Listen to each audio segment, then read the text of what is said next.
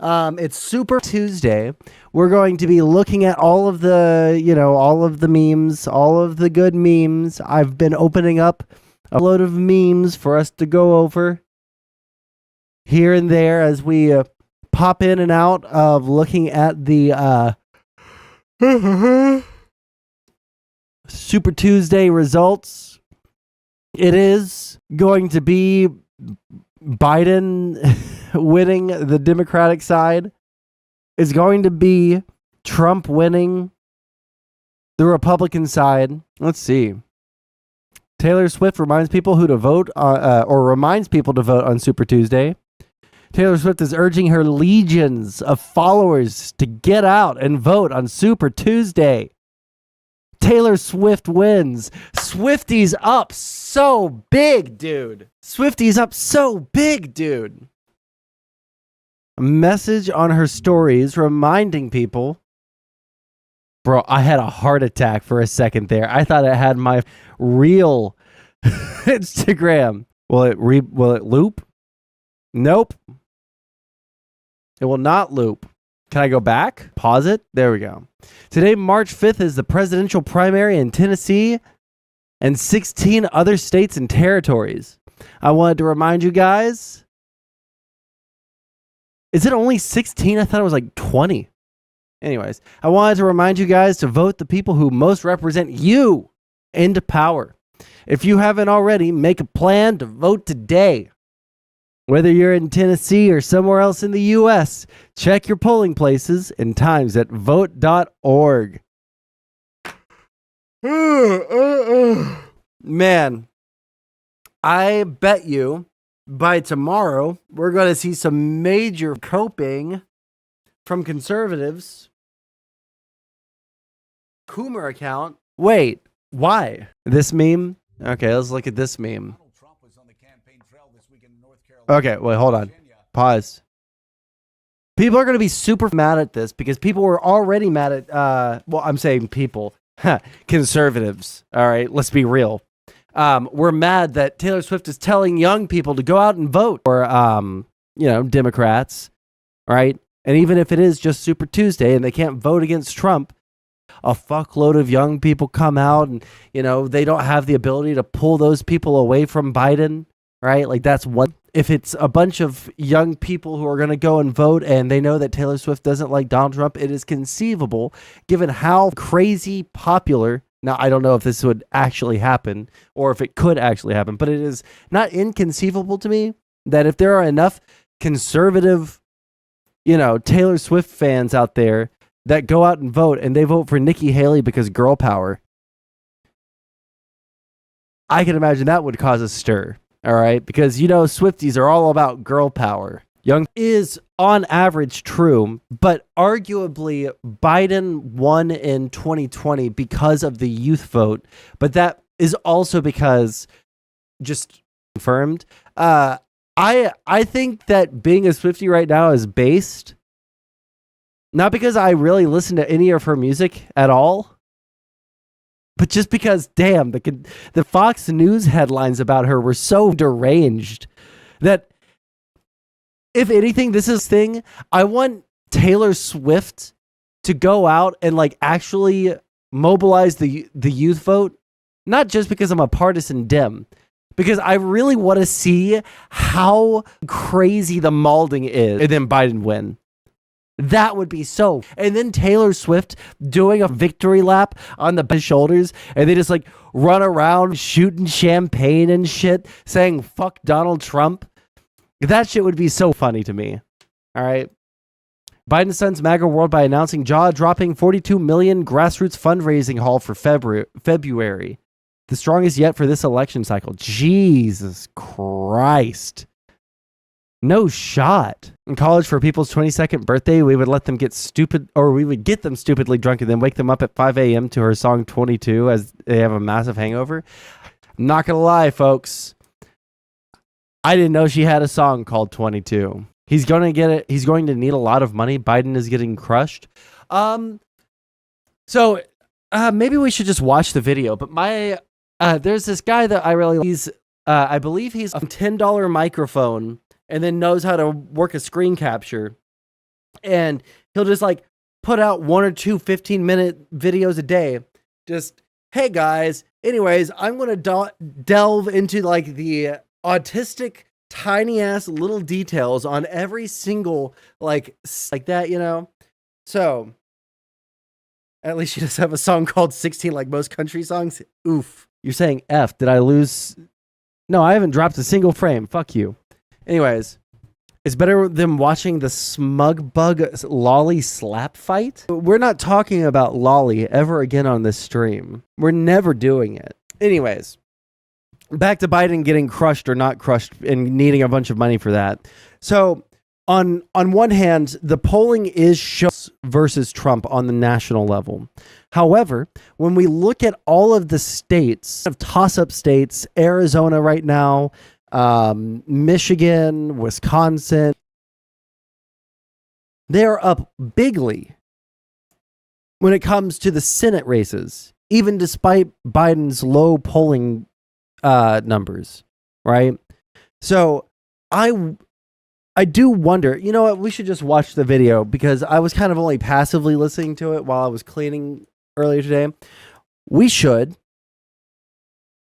watch that video. Also, Sinema dropped out of the Senate race, and it will change slightly what he talks about in the video here. Let me just go ahead and pull my thing off to the side here. Go to my history. Sorry, yawning. Let's see. Scroll down. Okay, it must be Today, March 4th, 2024, and today we are going to be taking a look at the 2024 United States Senate elections. Elections that will take place on November 5th, 2024, and that will determine the future of this upcoming Congress for Democrats and... Who's replacing Sinema? Whoever wins the election. But the problem is she was getting primaried, right? She was getting primaried with zero hope of winning the Democratic primary. Because the Democrats in Arizona hate her. All right. So she was getting primaried. She's already said that she was just caucusing with the Democrats, right? Who is the Dem candidate? He talks about it in here. I don't remember the guy's name. But Arizona is almost a guaranteed win on the Senate because I believe it's Kari Lake. You know, the former governor of Arizona that lost and still says that it was a sham election, just like Trump, and uses all of the same arguments that Trump says that he actually won the election. You know, I feel vindicated. Suck it, Jack. If Jack in the Discord was saying that Sinema was going to win, that was mega cope. I don't think that there has been a single positive poll out of Arizona for her in a long time.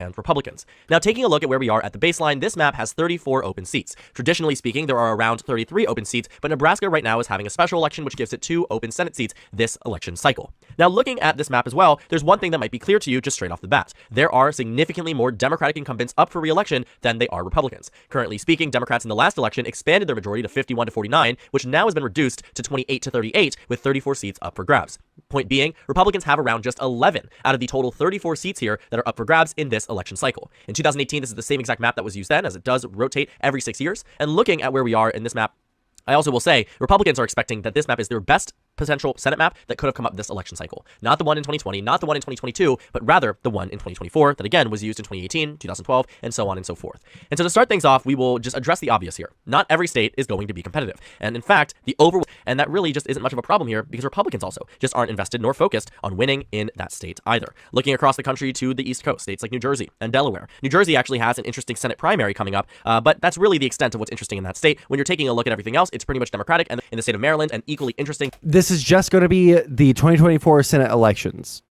Biden, here's the thing. Okay. I'm not super concerned about Biden right now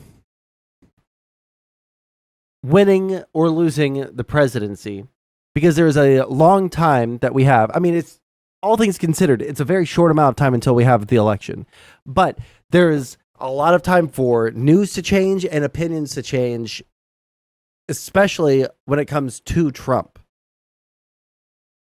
There are a lot of independents that do not like Trump. There are a lot of never Trump Republicans who are voting for Haley and will either not vote for Biden, or write in a write-in candidate on, So once we start getting closer, like August, September, then we can start like really pulling out our hair if the polls stay exactly the same. Administration just needs to buckle down, do some really cool stuff today. I think that very pro middle class for people that can't afford their credit card bills and limiting the amount of money that a credit card company or a bank can charge someone for late fees.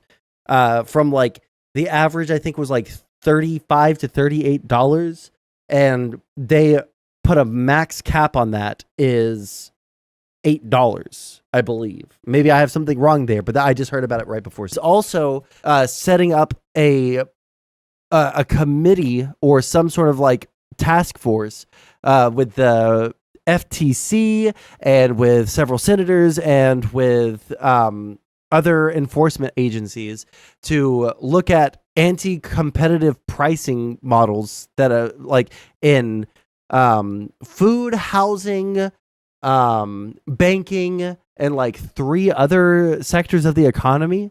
So they're going to go after people that are just like jacking up the prices on shit because they can. So if that actually ends up succeeding and actually, you know, lowers the price of your housing developments or some shit like that. Primary here, shaping up to take place sometime around April. Of the Senate will look like from states like New Jersey, like Maryland, once those primaries are over, again, because they are so solidly blue that the primary is the real contest of this election. New York's going to be safe blue. Now, the state of Vermont has an incumbent. That incumbent is Bernie Sanders. He's an independent who caucuses with the Democratic Party. So for the sake of counting and the sake of this video, Vermont's going to be a safe blue state because by a safe margin, I genuinely believe that he's going to be able to do very well in terms of crossover support, in terms of fundamentally winning over voters that might be otherwise inclined to vote for Trump or vote for other Republicans if it was an open race. Angus King has a strong reputation as an independent and somebody who has represented the state of Maine in their eyes quite well. Moving over to the state of Virginia, this is Tim Kaine's seat. His name might ring a bell because he ran for... The scariest thing is that Trump's health or Biden's health can determine the future of the United States. Yeah, I know. I really do think that we should put a maximum age at which you can run for president, right? Like, if we set, let's say the cap at 80, right, and then you run at 79, yeah, you can run at 79 as long as your birthday is after you're inaugurated, right? Vice president back in 2016 alongside... Is Vivek going to be vice president for Trump? I think that Trump has already said that he wants to select a woman because he wants to get that middle class white wine mom vote, you know? Hillary Clinton, he's going to win re-election. Very, very popular guy. Decided to run for re-election despite heavy speculation that he was actually not going to. I think the concern here for Democrats was that this would actually increase the amount of competitive... And I also doubt that it would be Haley. There is a lady who is, I believe, a congresswoman who is just like an AI Republican woman, MAGA person who presents herself well, unlike Marjorie Taylor Greene, who has been really like gunning for that kind of consideration. I cannot remember her name, but she is like an android. All right. Seats. They soon found out that that simply wasn't the case, that he was totally going to run anyway. And so what we were finding is that the state of Virginia is a pretty solid Democratic state. Now, the final 2 states that we characterized as safe blue in the last election prediction just around 2 months ago were the states of Minnesota and New Mexico. And I think because we've seen strong performances from these Democrats in the past, it made sense to characterize them as safe blue. But I think one thing that we have sort of come to understand too is that crossover support has been diminishing quite tremendously. I think this might be the last election in which states like Minnesota and New Mexico actually vote safe blue when the presidential margin might be a lot closer than that. I think Amy Klobuchar has a very good amount of support in that state. When you take a look back too at her 2018 victory, we can actually take a look because I have a wonderful tool here. Amy Klobuchar won by around 24 points. Martin Heinrich won by around 24 points as well. And so, looking at where they were, again, the environment in New Mexico at the time was conducive for that safe Democratic victory because Gary Johnson was running as the former governor who had been a Republican, switching over to Libertarian, decided to run here as a Libertarian, split a lot of the Republican vote there, but Amy Klobuchar really built up to that 60% mark, enough to say I think in 2024, maintaining that level of popularity, which I genuinely believe she has. Minnesota is a safe blue state. New Mexico, I'm a little bit more worried about. And I think New Mexico for right now, until the GOP fields a very strong candidate in this race, I would still be confident in determining it to be a safe blue state. Looking at where President Biden was in 2020, he won by around 10 points. The Senate race there was arguably a lot closer, I think, to a lot more people's surprise. But I think looking at Martin Heinrich in the past, looking at where he is in this election cycle, it doesn't look like he's in a position where he's going to lose a state that Biden won by 10 points. And in fact, he may do tremendously better, as he has actually in multiple election cycles. Did he say something, Boba? Where Democrats were expected to do in the past and where they have been and what they could do potentially in the future coming this November, because I genuinely think what we would also find is that New Mexico and Minnesota's margin of victories and Virginia and many of these other states actually would be higher for the Senate candidate compared to to the president, which is very different than what we've seen in past election cycles. But that's pretty much it in terms of the states that we can characterize as safe blue. Now we're moving on to the safe red states. And I think from this point onward, you will start to see exactly why Republicans are so hopeful about where we are in this Senate map and what their chances are winning back the Senate majority in 2024. And so to begin, Democrats are at 43, Republicans at a baseline are at 38, and it's only going to get worse here for Democrats. So Utah, Wyoming, Nebraska special election, Missouri, Tennessee, Mississippi, West Virginia, Indiana are all safe red states, including the state of North Dakota. And so West Virginia here is a unique point of interest because it actually is held by a Democrat. Anyone guess who that Democrat is? It's Joe Manchin, who is deciding not to run for re-election, and a lot of people speculate it's because he knows he would lose. After his 2018 victory of just 3.2% against Patrick Morrisey, arguably one of the lackluster candidates that we saw across the country, probably one of the worst, and who didn't do so well when it came down to campaigning. He did. Do you have a guess about how much Trump is winning by on average? If we were to look at that, because the polls closed 21 minutes ago, I believe. So I guess we can look at this. Is there a man? I really wish that this wasn't up there. It's cutting off like a fucking almost a third of the screen. Oh man, Trump. I expect it's going to hold really close to the Real Clear Politics numbers. Go away, please. Yeah, I have a feeling it's probably going to map on. No, maybe not that much. Is he at 78%, dude? Bro, Republicans are so lost. I would think that he's going to win with like a 60 to 70 point margin. I don't think he's going to get 80, but it's very possible. Like, I'm not the something that I am currently learning. How's it going, Joseph? As a political science student, I am very, very new to analyzing polling and making predictions off of polling, because there's a lot of stuff that you kind of have to why so judgmental on almost half the voting population? I think that Republicans, if this is your first time here, I really hate MAGA people. Not just like all Republicans, because I don't think that 78% of people who are or like the people who are supporting Trump, like 78%, right? I don't put all of them into the MAGA category, right? But the MAGA part of the Republican Party, I think, is fundamentally destroying huge aspects of what I think is so cool about America. But if you continue watching, you'll get more of an idea of where my opinion stands. It's not all Republicans. There are other conservatives, even in chat with you right now. If you're a conservative, I can be chill. There are conservatives that I respect. There are Republicans that I respect. But I think that MAGA type shit is just so unbelievably destructive to so many aspects of what it means to be an American, right? Global dominance. I don't think that Trump or continue us along the path of global dominance. I don't think that the isolationism is ever going to be good for our economy. I don't think it's going to be good for our security. I don't think it's going to be good for our image on the world stage and our ability to negotiate with our partners across, whether it's in Europe or in Asia or in Africa or South America. I just don't think that that's what Trump gets us, right? Now you could say that maybe Biden doesn't do that, but every criticism of Biden, there are three things. There are legitimate, there are arguable, and then there are just illegitimate criticisms, right? You don't think the white American middle class can sustain the economy without relying on others? No. I don't think that the American middle class, across all racial demographics, working together, can sustain the economy without relying on others. No, not at all. I don't see Kick Chat. Oh, shit. Why is that?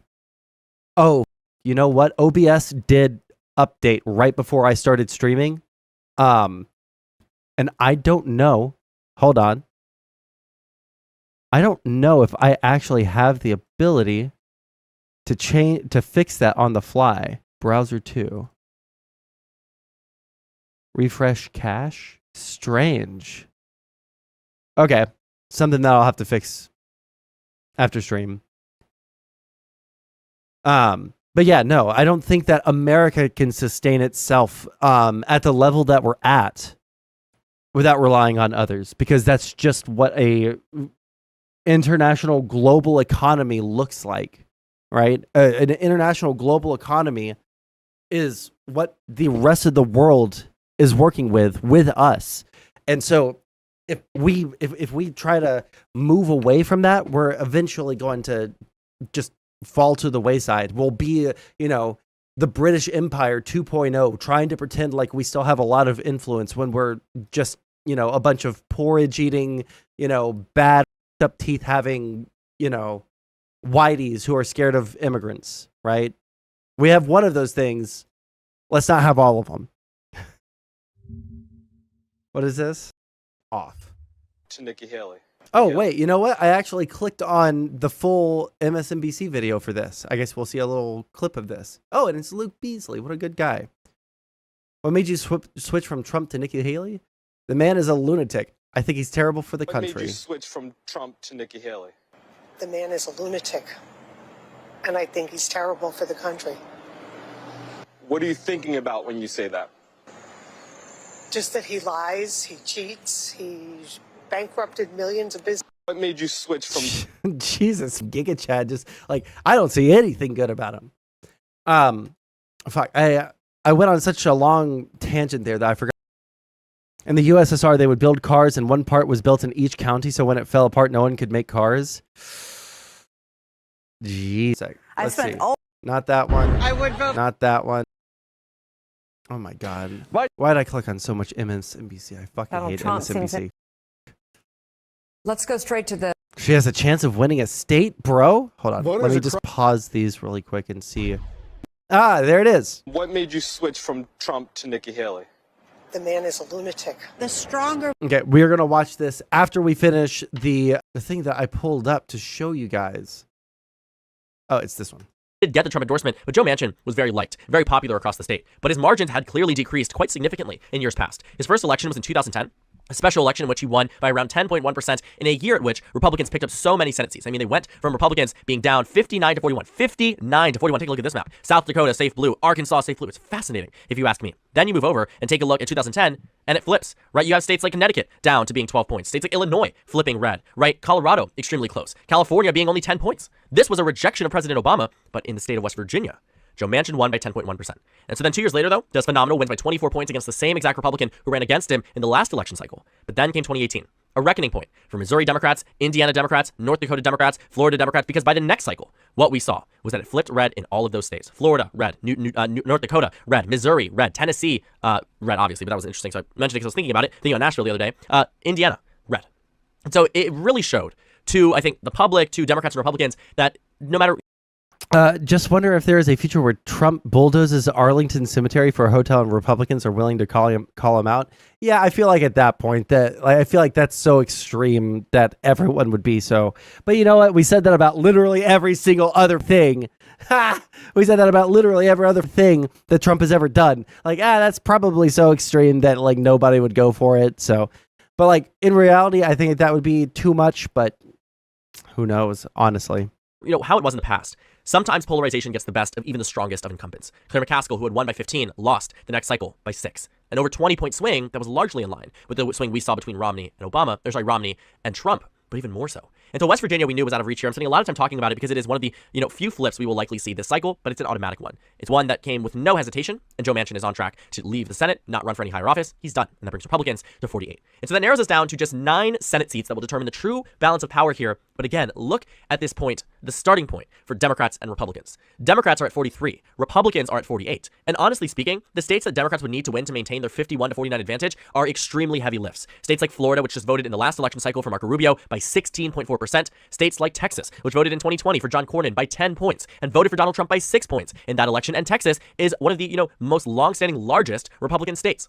Democrats, however, are defending territory in a significant number of Trump states from 2016.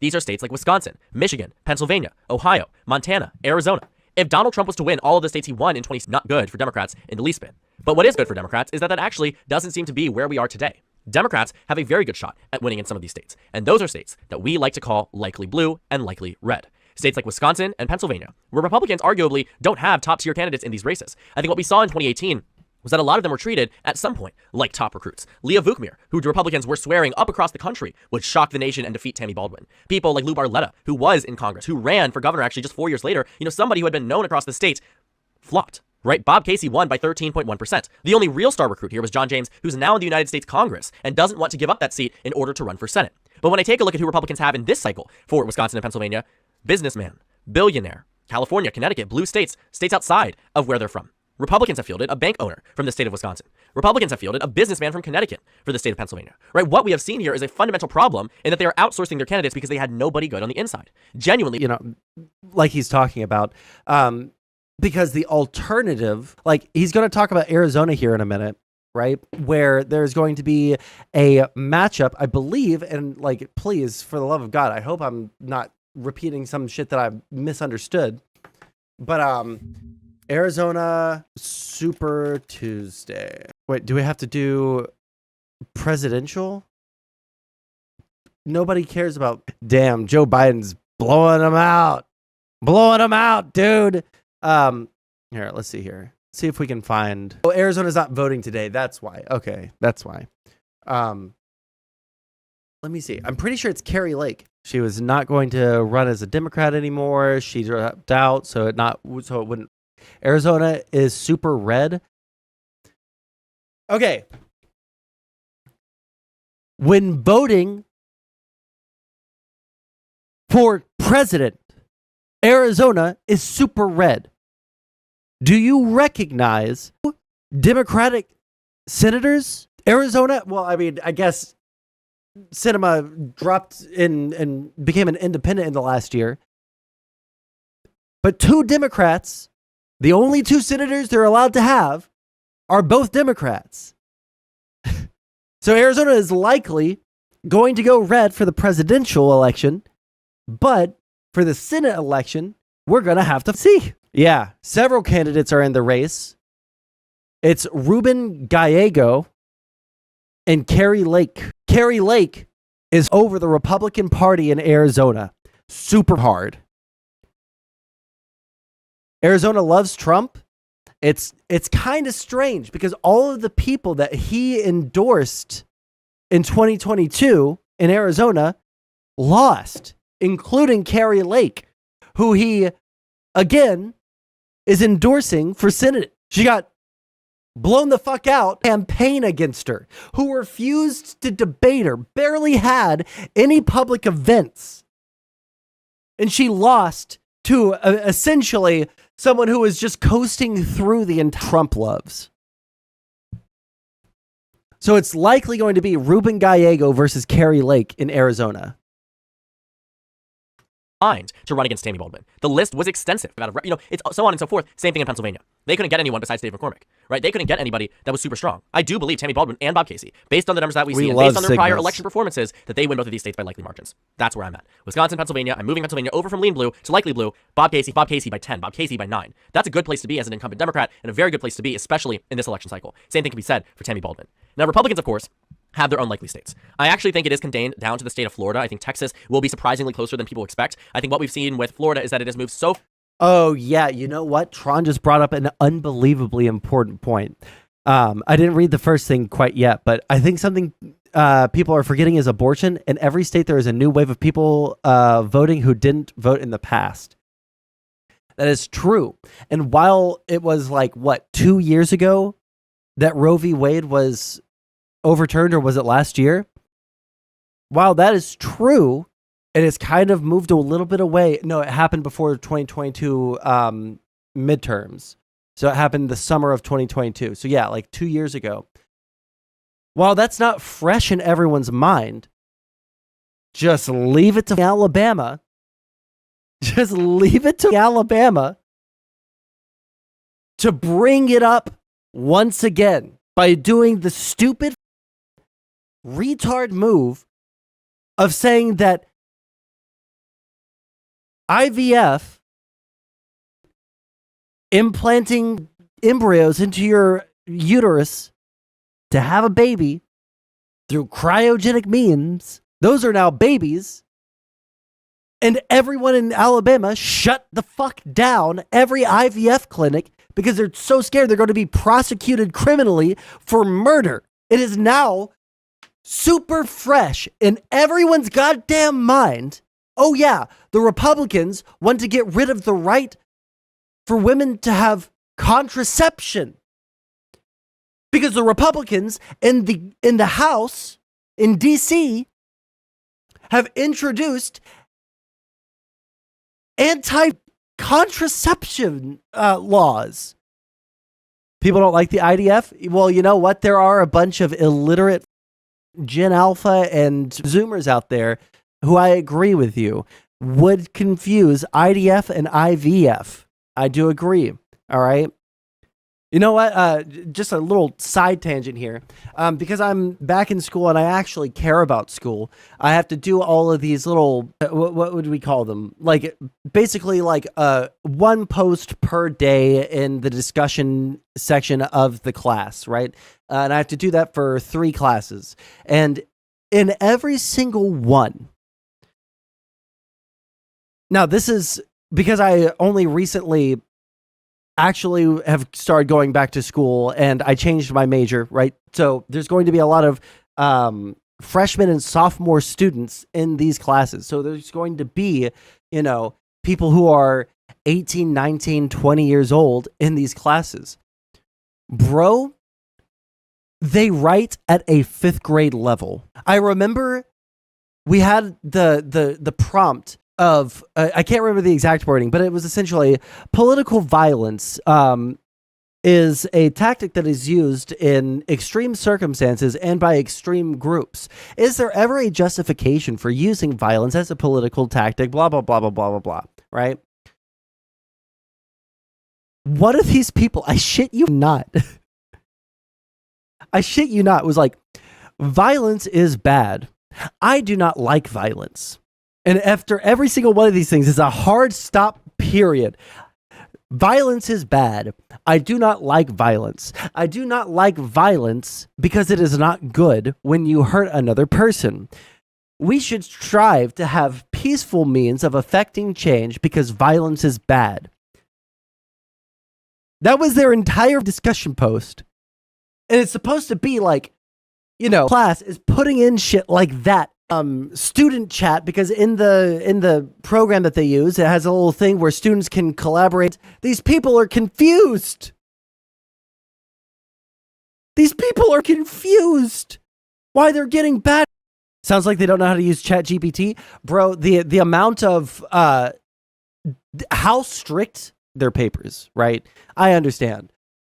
But I can't even use, like, there is some program that a previous class had me downloaded to my computer because it helped with like syntax errors and spelling. It was like Grammarly or something like that, right? That is now too much AI assistance for these teachers. I had to go into my computer and actually uninstall a program that helps me with, and so I feel like, and I talked to I completely forgot. I completely lost my train of thought. Fuck my life.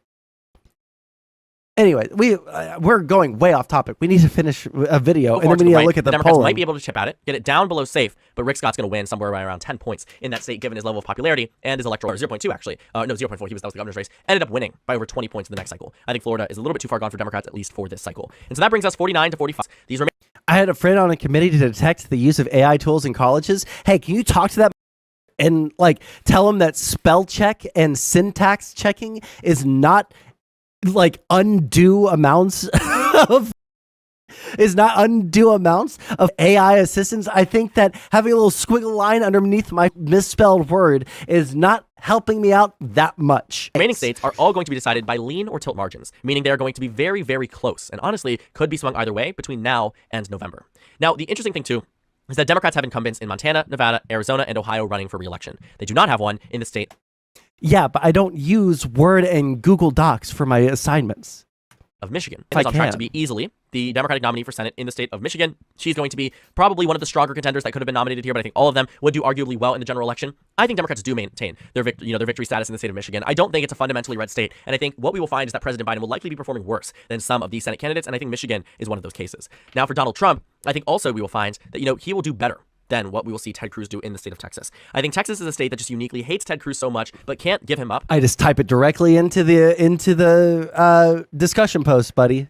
Also, I'm routinely surprised that Ted Cruz, despite I'm actually super curious. Real Clear Politics, Ted Cruz. Let's see if we can find favorable, unfavorable. He every single election cycle that I've ever seen, he has an unfavorable. Oh my God, look at the favorable, 29%. I don't think I've ever seen this since I've ever looked at polling have a favorable job or favorable, unfavorable polling stat. I've never seen him out of the red. I've never seen it close. And yet he wins every time. Everybody hates this. His offices are here in Houston. Even Republicans here in Houston who are hella huge giga Trump supporters, hella big, just institutional Republicans that I know. They hate Ted Cruz. He is the least likable person you've ever seen in your life. And yet he wins. But the way that they do polling, they account for, error and shit like that. They account for that. And I'm learning more about that right now, actually, in my poli-sci course. But so they have ways of accounting for that. But the real reason is because people are voting down ballot Republican. And then there are a couple, or I say a couple, and then there's a sizable minority of Republican or vote the other way. That's why he's relatively close to losing every election cycle. And it's just one of those things that is broken about a two-party system, to be honest. How does he win his Republican primary? Because nobody primaries him. At least from what I understand, is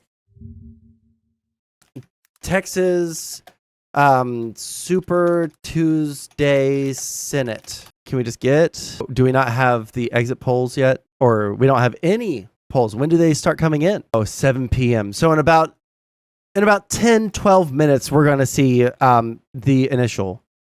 Okay, that's believe. Can I tell you guys? I cannot believe Cenk is on the ballot. Yeah, in a few minutes. Yeah. Senate. Okay, someone is trying to primary him right now. I wonder. I haven't heard it because this is just something that nobody's talking about. Probably because Cruz is. Wait, this is 2016. Okay. No, never mind. This is current. Okay. Texas Senate Democratic primary. Texas Senate Cruz versus Allred. Is that one of the people? No. Lopez and Gibson. Okay. 2024. Texas Senate. Apply filter. Who is this Allred guy? That's versus the Democrat. They're not even. Are they? Senate. Texas. Polling. They're not even. Oh, there's Gibson. Gibson and Lopez. Yeah. I don't understand it because everybody hates Cruz. Maybe I just don't understand. Because I always thought that they just didn't primary him because he was the person associated with Texas. I want to, you know what? I actually think, and someone should remind me to do this, we should do a deep dive sometime on why Cruz remains in office. Cenk Uygur should win. I don't know why he's on the ballot. I'm not going to lie to you. Okay, we're gonna finish this video, okay? because he is a Republican. I think it calls into question just this idea of polarization and this unwillingness to let anybody besides your own party end up winning an election. And Texas is a perfect example of exactly that. Texas is a state where Republicans have really tried to maintain this dominating presence and have done so, but have seen cracks in their ability to maintain this super be penetrated. But in that, ignore that. But on the state of Texas front, right, you're looking at it with Ted Cruz, who's a very, very unpopular senator. People really dislike him, almost lost in 2018. I think Colin Allred will give him a run for his money. I don't think it'll be, likely red, but I don't think it'll be tilt either. I think you're going to see him win by around 3 to 4 points, which is, again, good for Democrats. It's a moral victory, but it's not a substantive one. And what it does is put Republicans at 50 seats to the U.S. Senate, which means if they win the presidency, they win back the Senate majority. Taking a look, though, at Nevada and Arizona, Jackie Rosen, I think, is an underrated candidate, and we do know that Ruben Gallego probably would beat Carrie Lake just as she lost in 2022. I don't think voters are going to look at Carrie Lake any differently just because she's changed her tune on a few topics. I think what we risk falling in the trap of here is this idea that voters are astutely aware of what these candidates are saying and doing at every waking point. Carrie Lake has a reputation that is very, very hard to break, especially just like Trump. Well, they can't stop Trump because he's a natural born citizen of the United States, born in the United States. Jake was born in when did Jake Uger move to? Oh my God. I'm so curious to look at his Wikipedia. When did he move? Early life. Moved to the United States when he was 8 years old. Like with Cruz, people had questions because he was technically born in Canada, right? To a Cuban father. And so people were like, wait, should he be able to run for president? But the obvious answer is yes. His parents were both U.S. citizens, and he was born, I believe, on a U.S. military base or some shit like that, right? I'm not 1,000,000,000% sure it was a military base, but I believe it was, somewhere within U.S. jurisdiction at least, or some shit like that, right? So he has U.S. citizenry from, like, the second he popped out his mom's pussy. Has to be born on U.S. soil. I don't think it's that stringent, right? But the ruling from the Supreme Court is very broad. It says the states don't have the right to disqualify anyone. Obama could run and win. That's interesting, especially amongst suburban women. Yeah, I haven't looked very deep into that. I haven't had time to look deep into the unanimous 14th Amendment case. Who have turned very heavily against the GOP, especially in areas like Maricopa County, areas of the state that were crucial in McCain victories and Romney victories, that the moment that the Trump, Lake, Masters type of candidate began bashing the McCain family against some of the proudest Republicans to ever come from the state of Arizona, you turn off a lot of people. And I think genuinely the Meghan McCain endorsement, the Cindy McCain endorsements made a difference in 2020. The lack of endorsement for the GOP in 22 also made a difference. And I think states like Arizona are not easily going to forget the way that Carrie Lake treated the presidential election, treated the governor election, her alignment with Donald Trump. And I think Ruben Gallego relatively comes into this if Kirsten Sinema. Yeah, the fact that Carrie Lake is running in Arizona, unless something goes really good for her, like she was repudiated in 2022. She was repudiated because of how crazy she was, right? She's still crazy. She took the nomination, arguably, like depending on what the, oh, well, that's right. Arizona's not voting today. They're voting on March 19th. Like arguably this primary right here, because she's the likely winner, she's taking it away from someone that could turn the Arizona Senate red, or at least split. But because she had to be the one to run, even though she endorsed the guy that's running as her opponent right now in the primary, at first she endorsed him, but then she's like, actually, I'm going to go ahead and run, my shit. I'm going to win it myself.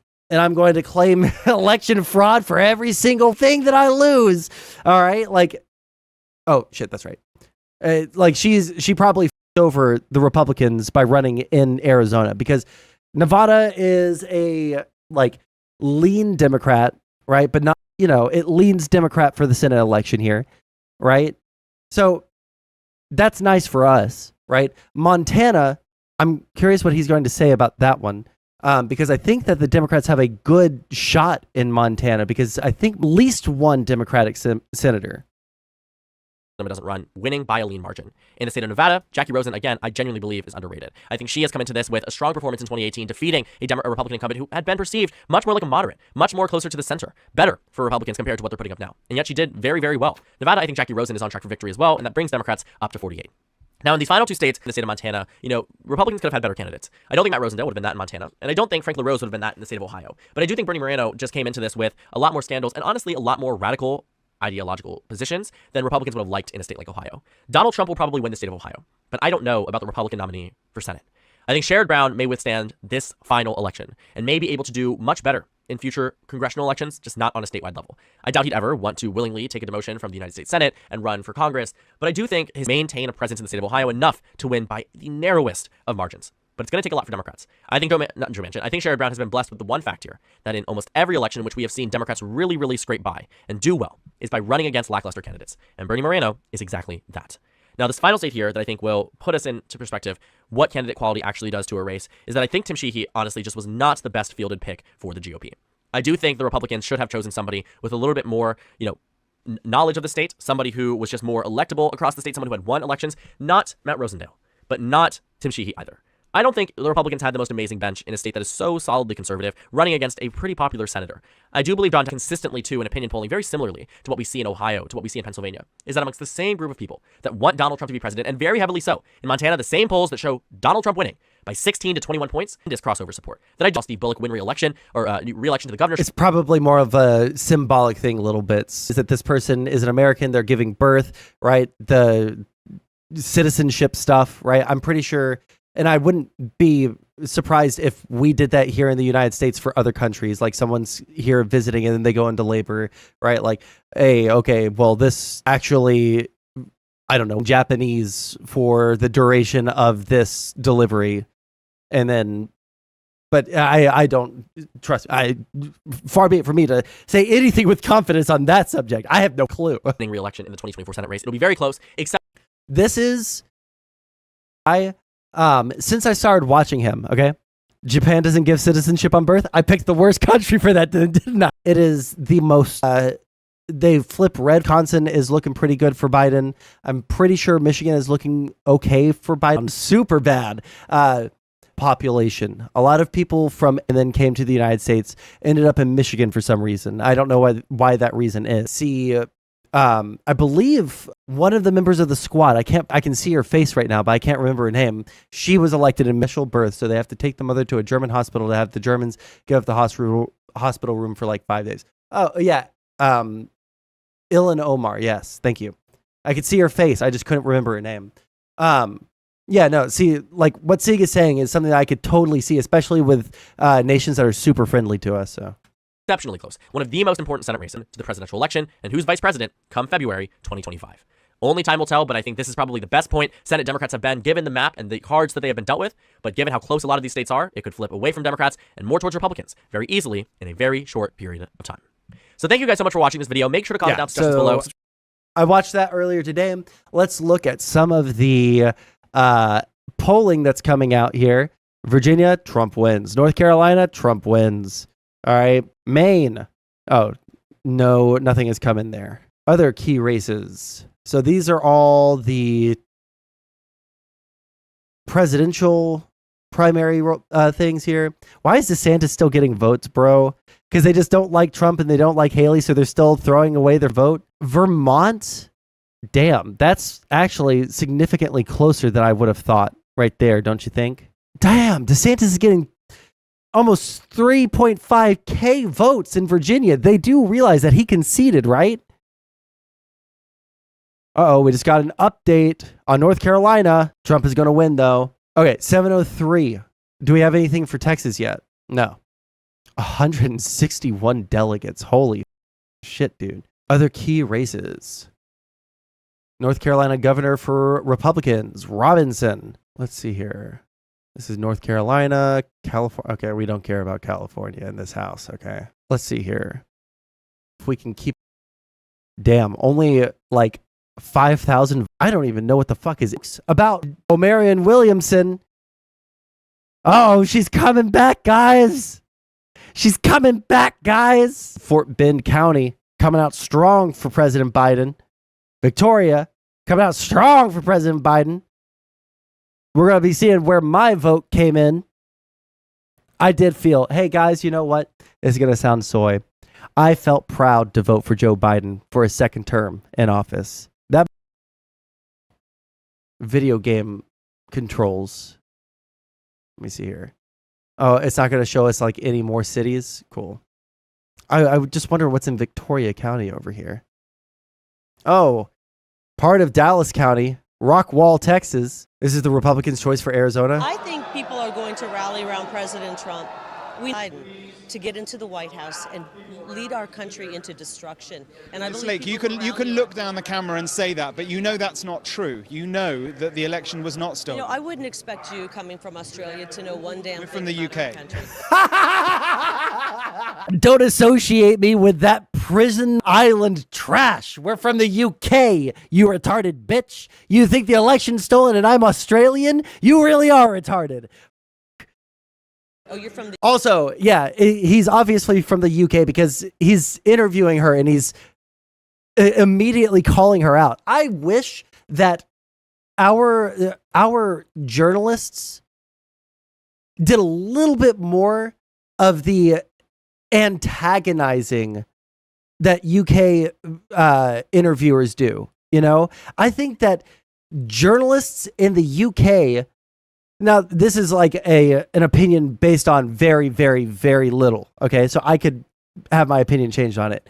But the way that British people interview politicians and other political people is just like, they're going to be hyper aggressive. They're going to say, you know that you're telling a lie right there. And here's the proof that you're telling a lie.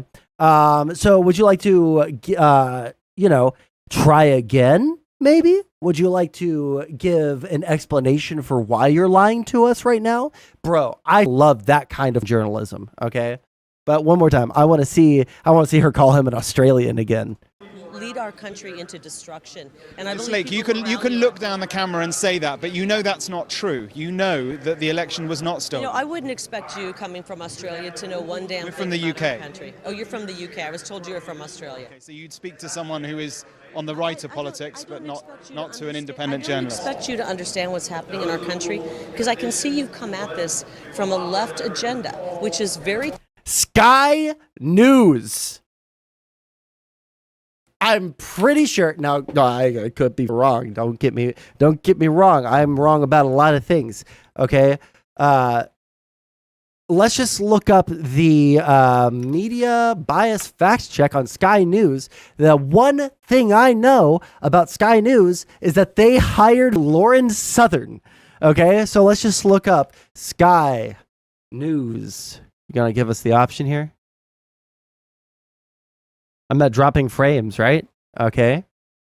Let's just search Sky.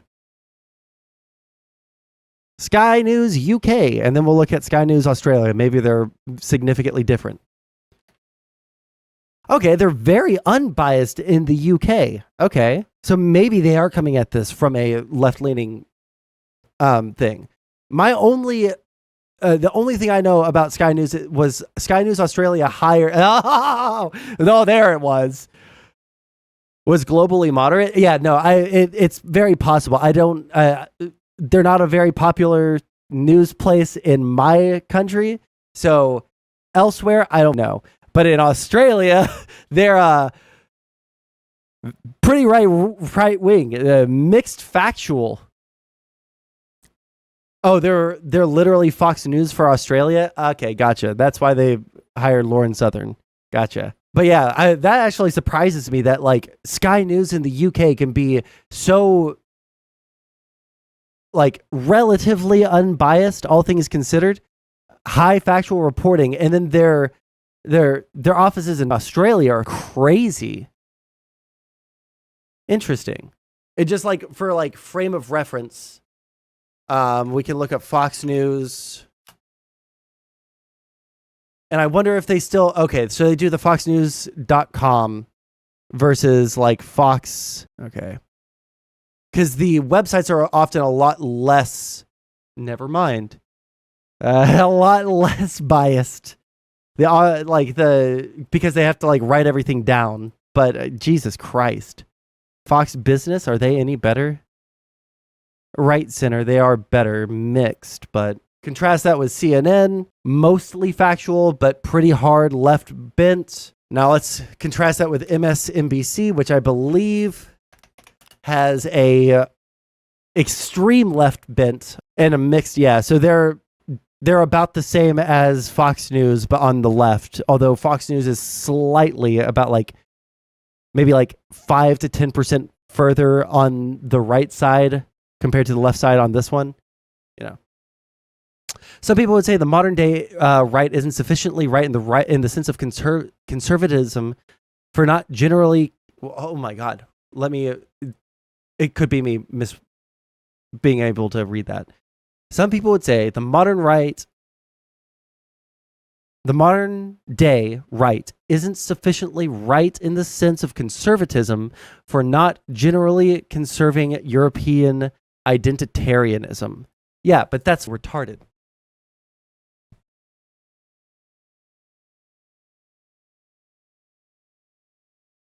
Sky News UK is owned by Comcast.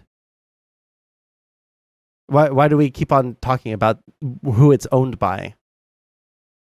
Just look at their credibility and bias.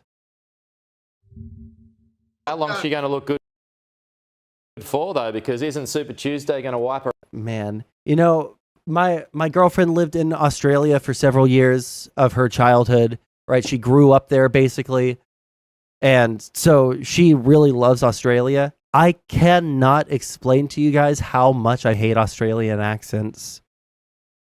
There are some accents that people just associate with being dumb, like my mother tongue, right? Real deep southern Arkansas kind of accent that you kind of talk like this in. It's not really it doesn't inspire confidence in your intellectual abilities. It's kind of seen as a kind of dumb kind of accent to have, especially if you get like really, really south with it, right? And especially since a lot of people down there talk real slow and they talk, like they really got to contemplate the meaning of their words. I like in the same way a lot of people associate Southern accents, especially deep South accents, with unintelligence. I do the same thing with Australian accents. I cannot stand Australian accents. Like, you're just like, every time I hear a guy speaking with an Australian accent, I just think of like some guy in jeans that were ripped to make them into shorts, shirtless, with too deep of a tan, bleached hair, sunglasses, right? Handing you a beer and like trying to get you to surf, with a huge knife and a crocodile hat. True. How long is she going to look good for, though? Because isn't Super Tuesday... Oh, wait, hold on. Let me respond to this. Is it not true conserving traditional values and heritage makes you further right? That is a complicated question, but in general, I would say yes, it is true. But I also don't think identitarianism, traditional values and heritage. My family is incredibly liberal, and we conserve traditional values and heritage with my family is from Belgium, right? My grandfather and my grandmother met shortly after D-Day in 1946, all right? My grandfather was a paratrooper in the U.S. military, dropped behind enemy lines, right? He was one of those crazy fucks that was a paratrooper, because they were all crazy fucks if you were a paratrooper. Grandmother, right? With a little bit of Southern culture, a little bit of just so much of our heritage that comes from Belgium, that the songs that we sing and shit like that. You can conserve your culture identitarian, because if I'm honest, and this is not my intellectual, but like, bro, I'm sorry. The only people I've literally ever seen call themselves identitarians were people that were like rocking odal runes and swastikas, and then saying that they weren't Nazis. They were just as a political label, kind of died off after that. Because, some people may claim there isn't sufficient identitarianism and in-group preference amongst people of... Gone. Now, I see this morning that she said she doesn't want to run for the no labels thing. If she thinks she's positioning herself for 2028 or 2032, she may have another thing coming, because the Republicans, like politicians in this country, they don't appreciate disloyalty. They see her as being very disloyal. But look, there is running over his opponents. And look, he can have all the trials in the world. All the cases against him are unraveling. People who have made charges against him or who are running the campaigns against him, they're going to go to jail for lying and fooling around and all the rest of it. And, so do you think he's going to keep trying to settle scores once he's president when it comes to all of that, Joe? Oh yeah, fuck. Sorry, I missed a good chunk of this. We'll watch it at 2 times speed, okay? I shot you a message on Discord, Gas. How long is she going to look good for, though? Because isn't Super Tuesday going?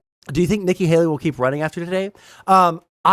This is where I think, okay, Nikki Haley is staying in the race to show and contrast conservatism from like a not insane place versus the Trump wing of things.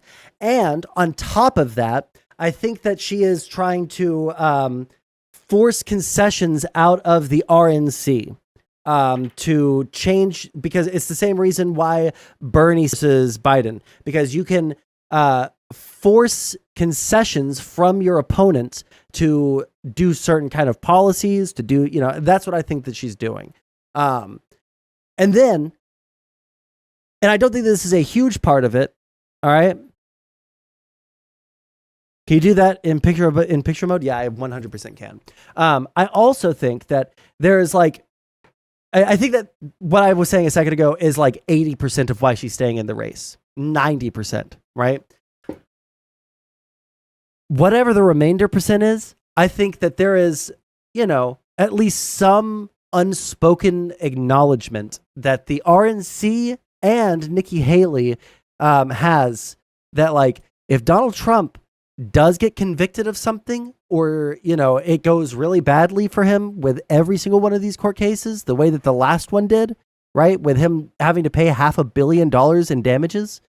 I think that they're going to want the ability to swippy swappy,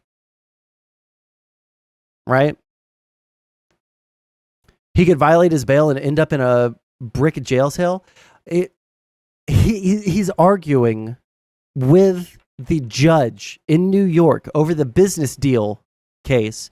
He's arguing and trying to haggle what has already been decided in a court of law.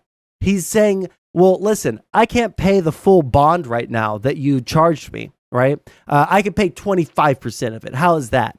So he could, it is not inconceivable, I'm not going to lie, that he could violate his bail and bond because he is trying to haggle with a judge. You don't haggle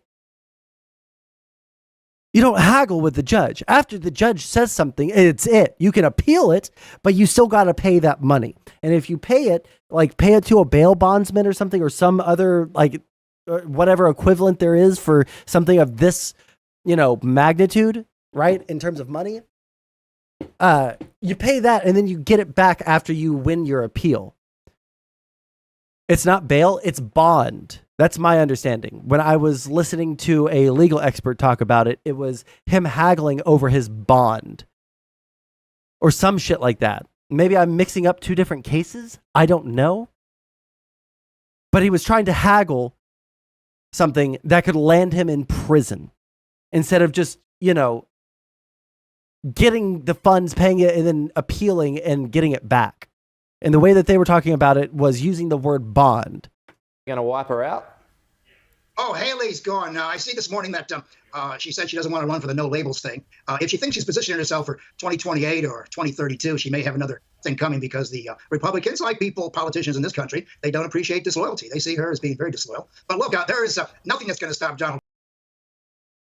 Nobody, sorry. I have literally never heard of that in my entire life. I have heard of payment plans. I have heard of things like that. But I've never heard someone say, I'll pay 25% of it.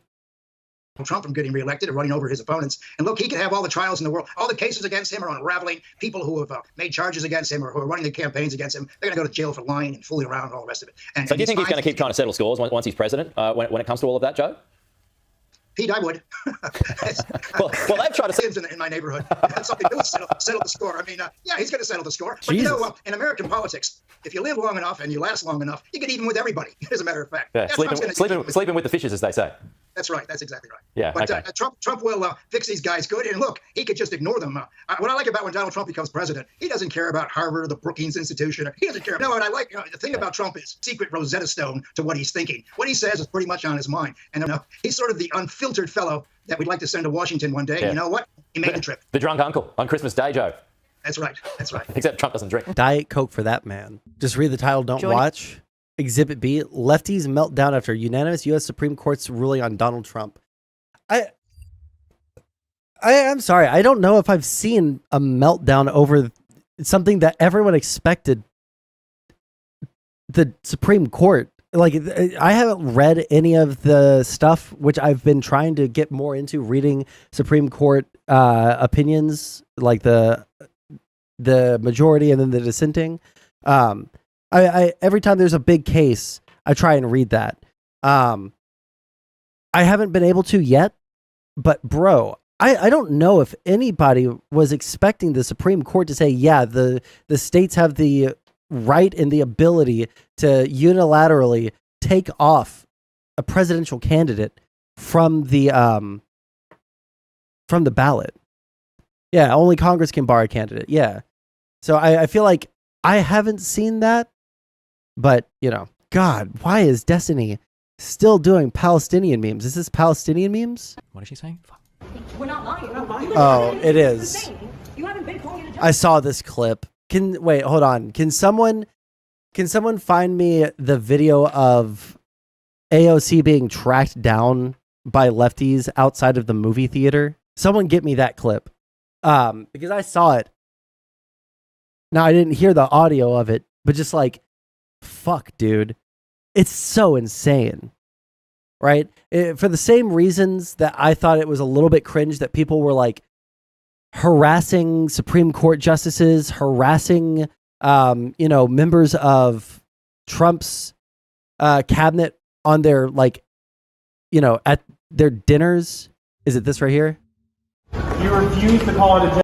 Okay, one second. Let me turn it down slightly. Holy, that's loud in my ears.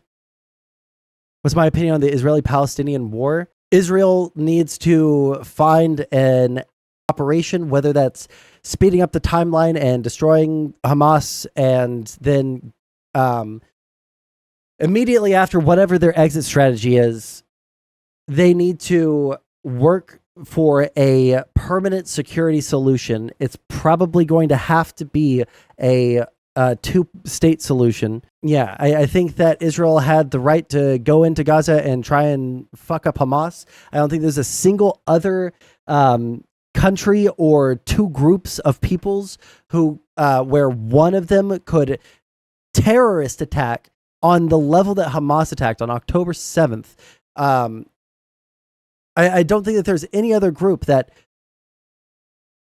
when retaliating, would get so much shit for the simple act of retaliating. It's so retarded, right? I understand, and you know what? I wish I remembered which Destiny VOD or what video he talked about this in, but he talks about this constellation of ideas, right?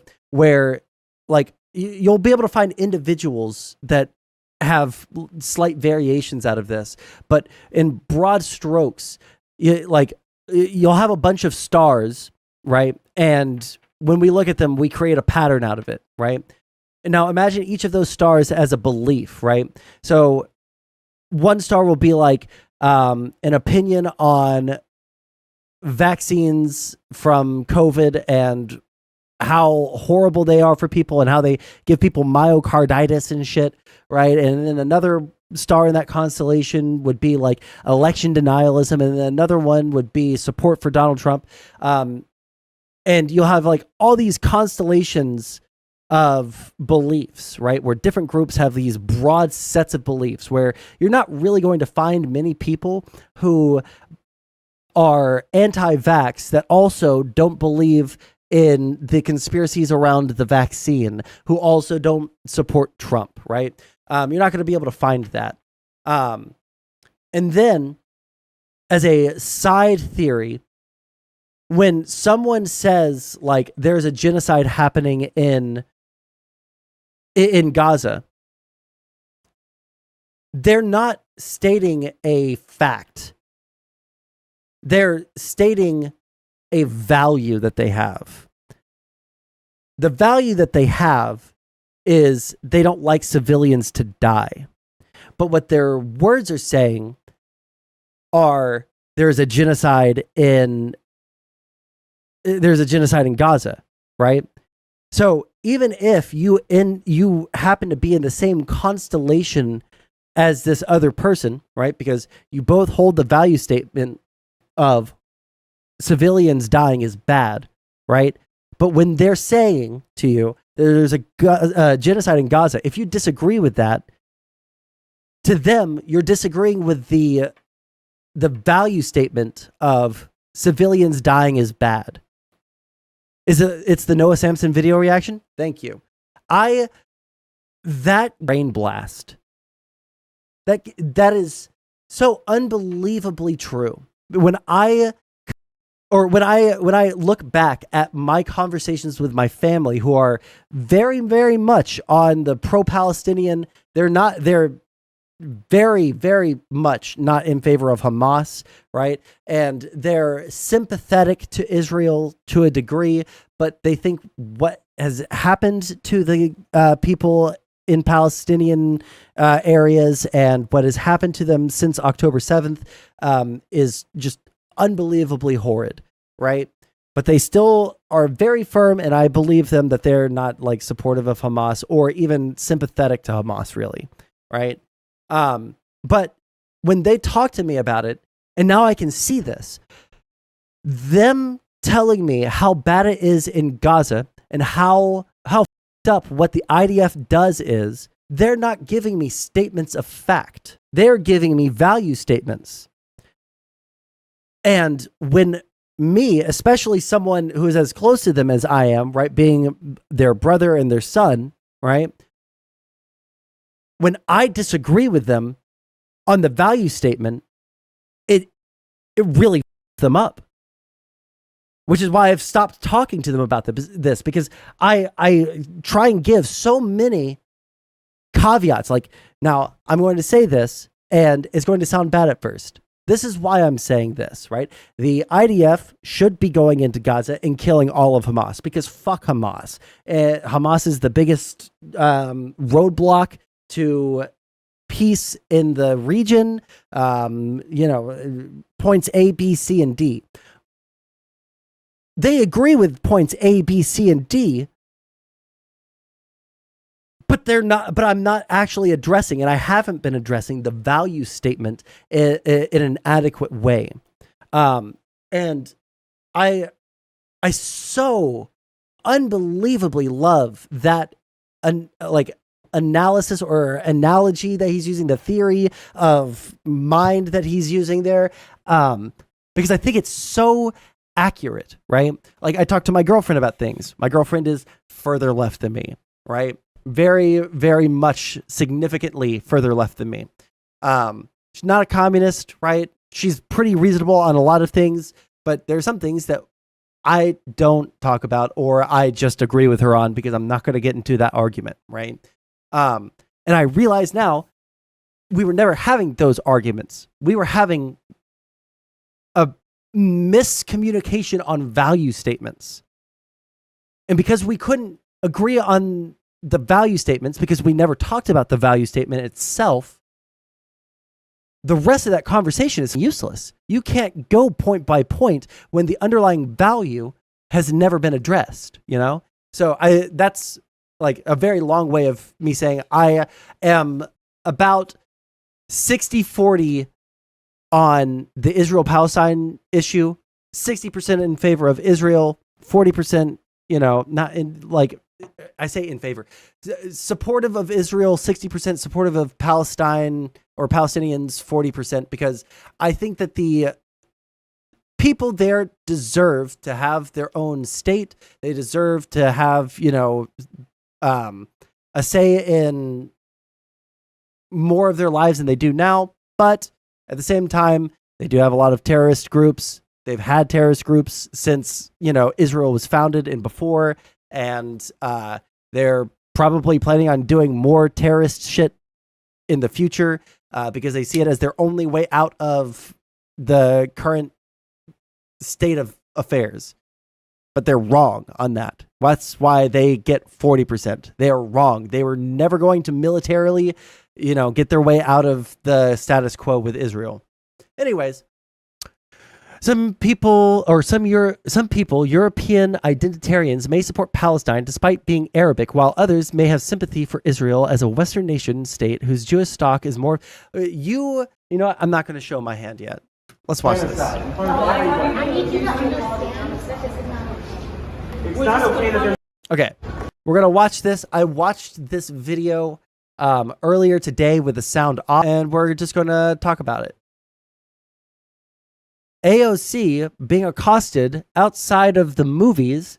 Let's be honest. She was watching Dune 2. All right. She had the popcorn collector's edition,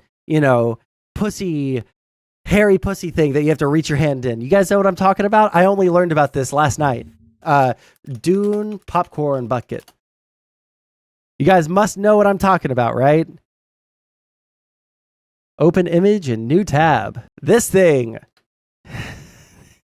The weirdly, vagina, oriented, weird, stick your hand into the vagina popcorn. Okay. I didn't know that this was a thing until last night when I told my girlfriend, hey, we should watch the first Dune movie and then go to the movies and watch Dune 2. Bro, this shit's wild. And you know, every single one of you, AOC was reaching her hand into that and she got refills. Okay. You refuse to call it a genocide in front of everybody. I need you to understand that this is not okay. It's not okay that there's a genocide happening. You're not actively against it. You're lying.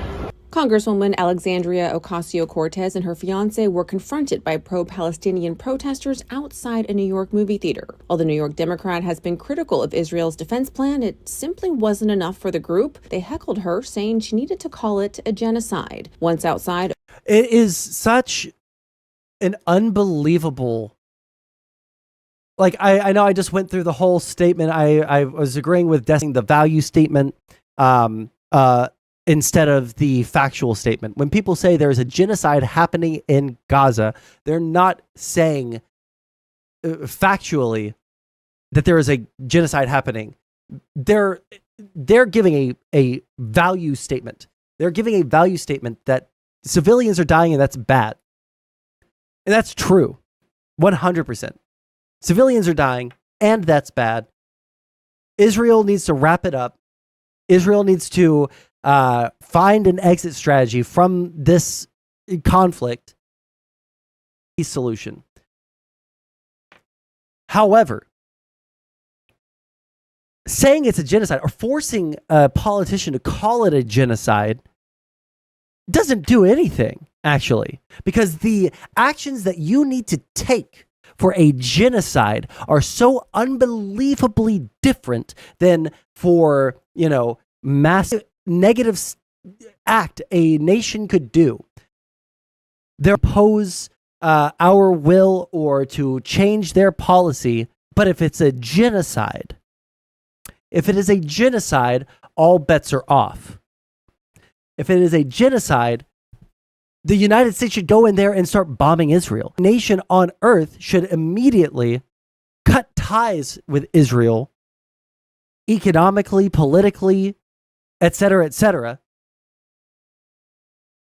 And I know all of the soy lefties are going to say, yes, good, that is what needs to happen. No, because that wouldn't help the Palestinians. If anything,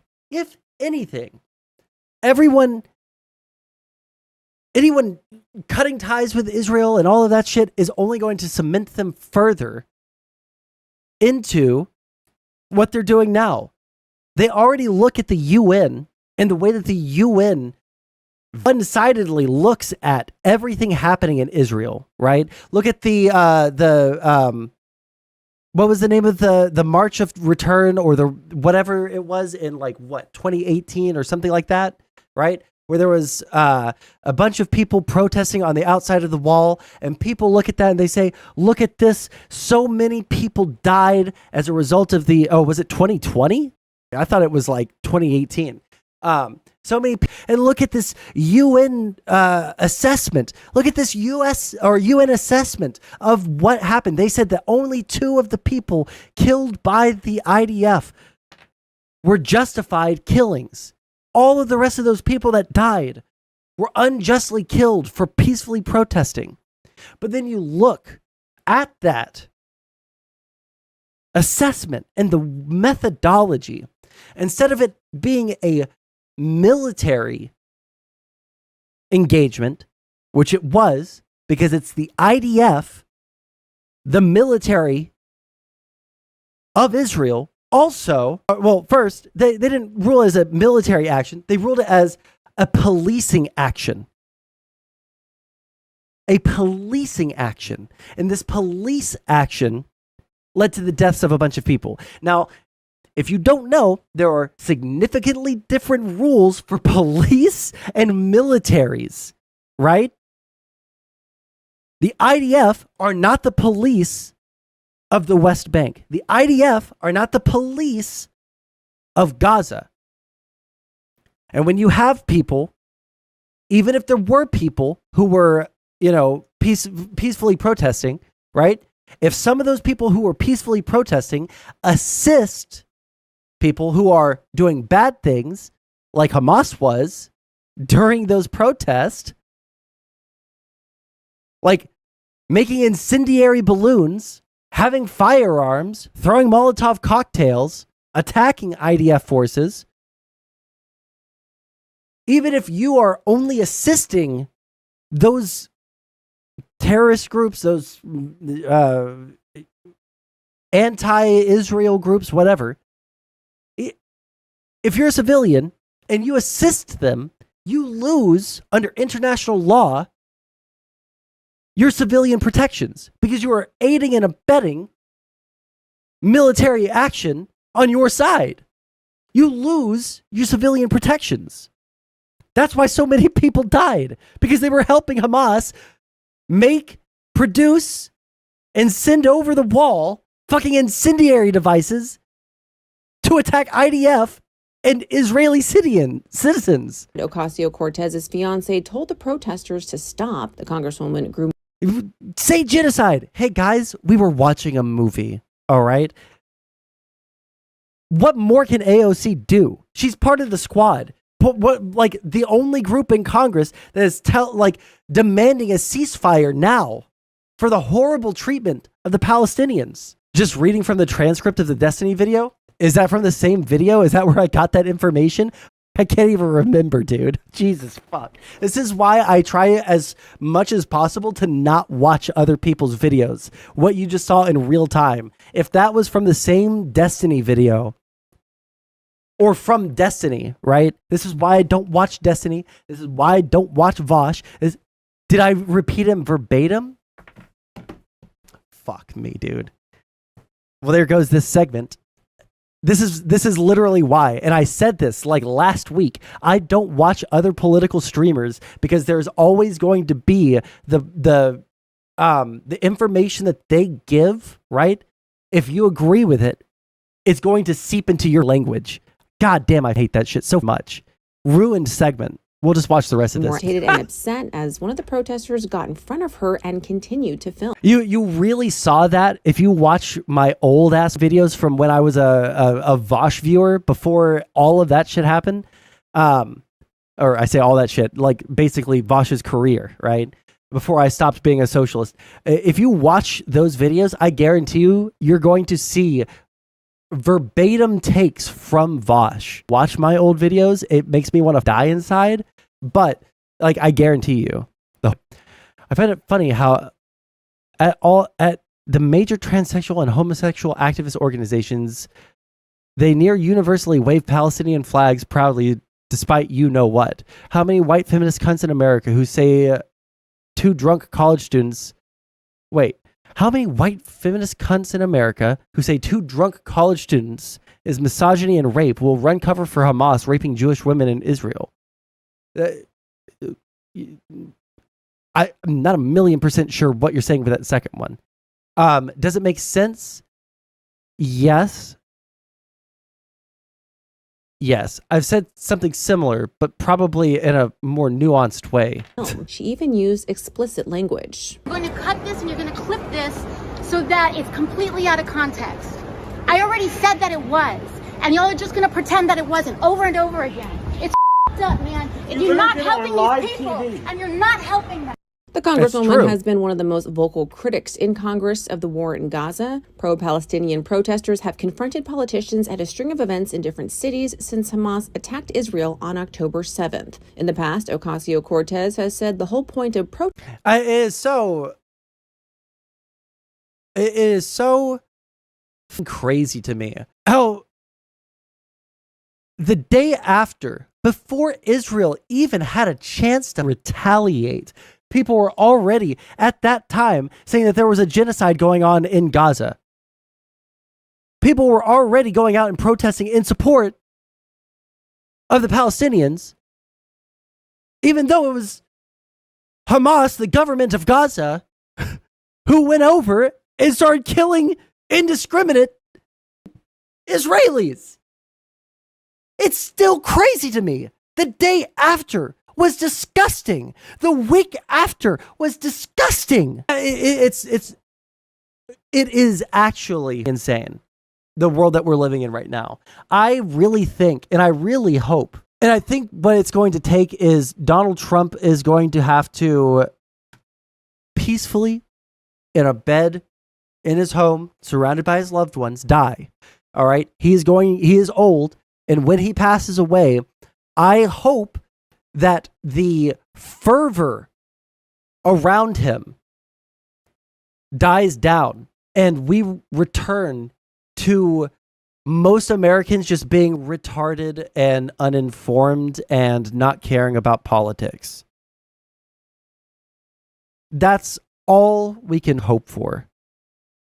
Because the right-wingers are insane. They're crazy. Because they're following Trump. And then on the other side, you have the massive retaliation to that kind of insanity, which in and of itself is also insane. You know, that's all we can hope and pray for. Protesting is to make people uncomfortable. Okay. Let's get rid of that and that and that. And let's take another peek. Was right now. Let's see where we're at. Nikki Haley won in DC, bro. Got twice as many votes as Trump did, bro. Oh, man. But she has not won a single state. New Hampshire, she had the closest, but 99% is in. And Nikki Haley came in with only 43% of the vote. That was probably her best shot. Because when you look at Maine, 23%. Let's look at Virginia, 32%. North Carolina, 23%. South Carolina, 39%, getting a little higher. What did she get over here? 43? Okay. Arkansas, 19%. 16%. DeSantis still on. Ramaswamy coming in right behind whoever the fuck Binkley is. Let's see. Oklahoma, she got 15. Missouri, 99% in with only 924 votes. What the fuck is happening in Missouri? They probably just had their first thing and they just know that he's going to win. And so they're calling it for him. Got it. So Missouri, Donald Trump's going to win. We'll see how well she does. 21%, 14%, bro. It's brutal. It's brutal out there. Damn, Nevada. What the fuck is happening in Nevada? Oh, that's right. In Nevada, she wasn't even on the ballot because she ran in the caucus, or she ran in the primary, not the caucus. And the caucus is what the RNC is recognizing. That's right. I think Trump is obviously going to win the primary. I don't know if he's going to win the primary or the general, but we'll see. We'll see. Donald Trump was on the campaign trail this week in North Carolina and Virginia, and the guy just kept getting confused. Look at this series of clips. In Venezuela, did you just see Maduro? Venezuela, it's unbelievable. We're getting rid of the Romneys of the world. We want to get Romneys and those out. But they know that we are the only ones who can stop them. We're the only ones. This is the greatest movement in the history of our country, maybe in the history of any country. Even Argentina, they went MAGA. You know Argentina, great guy. He's a big Trump guy. He loves Trump. I love him because he loves Trump. When he called, I took his call. Anybody that loves me, I like them. I said, Abdul, he's still there. He's the head of the Taliban.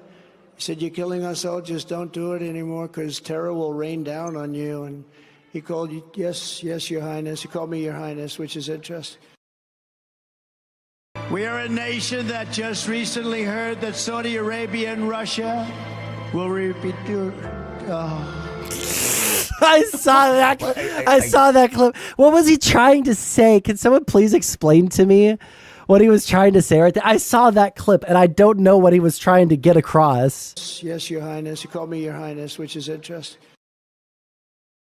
We are a nation that just recently heard that Saudi Arabia and Russia will repeat your... I don't even... What happened? What happened there? He gets in the middle of sentences. He's reading teleprompters, and his mind still blanks out. Nikki Haley for Nancy Pelosi, Barack Obama for Joe Biden, and it's just so pathetic. What it is we have two candidates right now, and to my conservative friends in chat, this is something I really want to point out to you. We have two candidates who are like one step away from end of care life. Okay. Their mental faculties are declining, both of them. And I'll admit that about Biden. What's cringe is that Republicans will not accept that about Trump, even though we have whatever the fuck this is. We are a nation that just recently heard that Saudi Arabia and Russia will repeat your... I don't even... It's happening on both sides, all right? We're gonna go enlightened centrist right here, and we're gonna say it's happening on both sides. The question that you have to answer is who is going to surround themselves with better people, and who is going to set up the United States for success in the event that they die in office. Because both of these guys at risk, okay? Donald Trump eats McDonald's or Taco Bell or KFC every single day. He thinks it's less germ contaminated than home cooked food. So it ain't looking good for him. All right. It also ain't looking good for Biden. He's old as everybody knows that. Everybody sees that. Who is going to surround themselves with better people? When Trump was president, half of his cabinet wasn't even confirmed by Congress. They were Secretary of States, or that then, fire your Secretary of State for the 14th or 15th time and go through another Senate confirmation hearing and have it, stopped up and, actually have questions being answered or asked by Democrats that they have to answer under oath, It's way, way easier just to have people that you can hire and fire at will, like Trump did. Because if someone either didn't do something that he wanted or was not sure of the legality of something, so he would fire them and put someone in that had less scruples. Like, that's just the world that we lived in under Trump from 2016 to 2020. Contrast that with Biden, who I'm not even sure if there has been any change except for the only one I know off the top of my head. Now, if you guys have an example, please tell me. But the only person I can think of off the top of my head that has been has either stepped down, been replaced, or been fired was Jen Psaki, who ended up going to MSNBC to be a host, right? The press secretary, which, while a prestigious position and an important position, not really a decision maker, right? Not really a decision maker. Everybody else has been in their position as far as I'm aware. And what has that accomplished? Literally, some of the most expansive and needed legislation, the most consequent, an infrastructure bill that every single president in my lifetime, I'm almost 30 years old. I am 28 years old, turning 29 this year. Every single president has said that we have crumbling infrastructure and we need to fix it. But nobody has been able to pass anything but tiny little, patchwork bills. Overall infrastructure of the United States crumbles. The Inflation Reduction Act, which did reduce inflation. We are not seeing record inflation anymore. We reduced our inflation faster than any other nation of comparable size or, well, there's not many that have a comparable size, but, comparable economies to ours. We were the fastest to reduce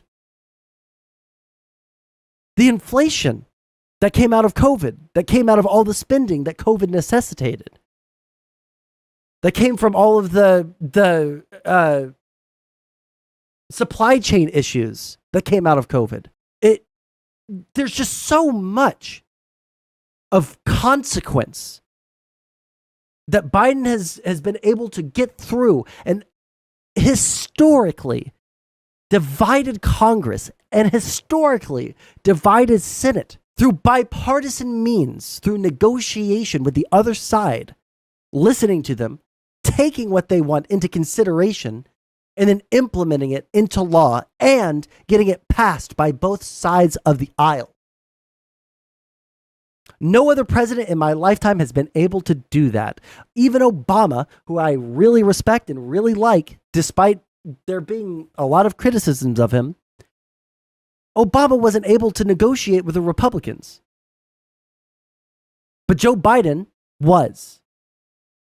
He had more connections with the Senate and in the House, with his 40 or 50 years of public service, where he was able to go to them individually and say, hey, this is what needs to get done. What can we do to get it done? And then it got done. Even on the border, they did that. Ironically, the only reason that failed is because of this. We are a nation that just recently heard that Saudi Arabia and Russia will repeat your... The only reason that bill failed was because Trump wanted the border as a campaign issue. It had the most concessions the Democrats will ever give to the Republicans. A once in a generation deal for the Republicans. And they are letting it just whiz by because Trump wants to win the presidential election on the issue of immigration. He doesn't want to win the election and then do bad. He wants there to be more up shit happening until the election so that he can point at Biden and say it was his fault. That's the choice we have. We have two people with mental degeneration, but one is able to get shit done and work with the other side and make massive concessions to the other side. And then we have this pink blob sipping Diet Coke and giving himself dementia, telling people to kick the can down the road so that he can get elected. There is a choice, but there to be made. It's voting for Biden. I mean, the Republicans have a chance with Nikki Haley. If Trump gets, thrown in, that she's staying in the race to show that she has the gumption, to show, that she has issues that she wants, all that stuff. But with Trump, it is about Trump. It is not about America. It is not about our place in the world. It is not about our economy. It is about him. I don't generally think federal infrastructure spending matters, since the money that gets allocated goes to state governments and doesn't necessarily have any effect. I don't know what world you're living in. Federal infrastructure spending is insanely important to the states. That is why we have a 21-year-old drinking age, because the federal government said if you don't change what your state law is, right? If you have it at 18, you can do that. There's nothing constitutionally wrong with that. But if you do that, we're not going to give you federal infrastructure money. Same thing with smoking. Same thing with seatbelt laws, I think. It goes towards building up all of the state highways and towards the interstate highways that the states help maintain. Which are, hey, I don't know if this is new system that the federal ever happened to the United States in terms of our economy. Was one major part of the bill, giving them millions and millions of dollars to both increase the pay for Border Patrol agents and to hire a ton of new ones, reinstating Remain in Mexico, which I do think was part of the bill, and deporting most illegal arrivals, which is in effect what the bill does, because it reduces the amount of time for an asylum seeker to have their case run through the courts, reduced from average of 8 to 10 years to a maximum set time limit of 6 months. So yes, in effect, what you're saying, all three of those things would be part of that bill. Yes, you know how to have a federal state magically engineer the best society ever, and anyone who disagrees with you can fuck off. I don't understand what that one's about.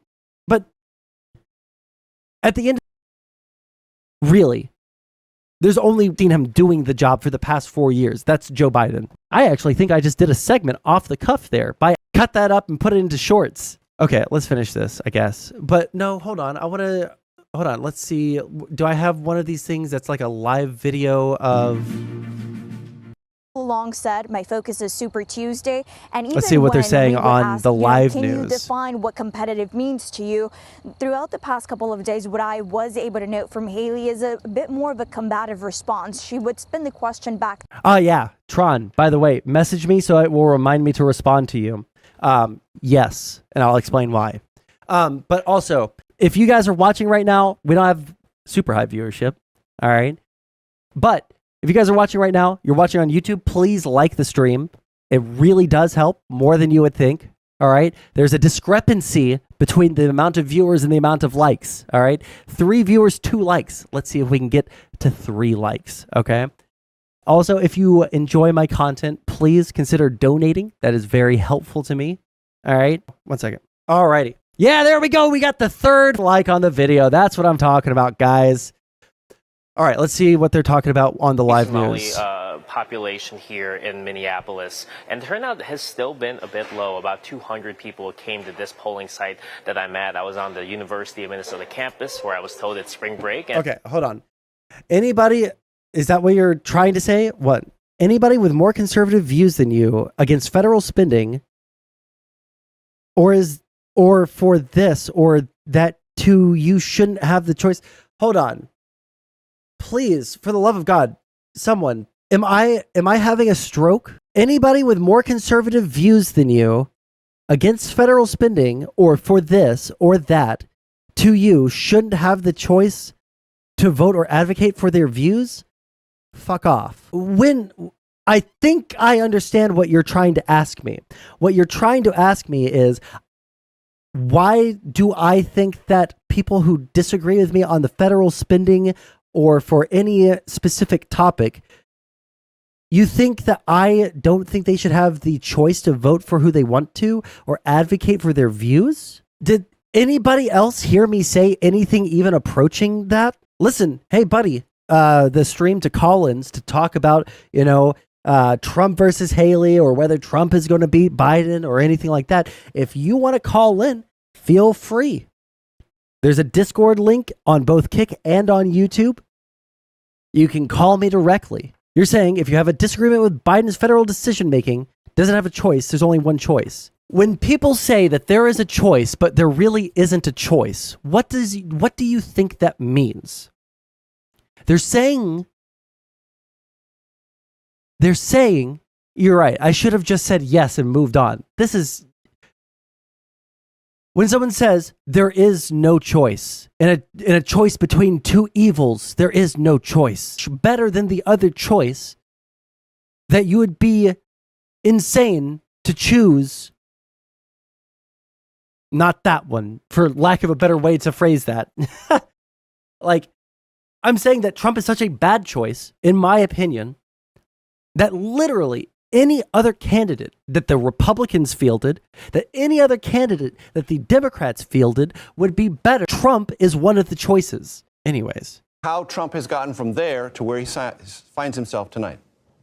As I look at these exit polls tonight and these early returns, it's evident to me, Major, that the suburban vote is going to be so crucial across the country in 2024.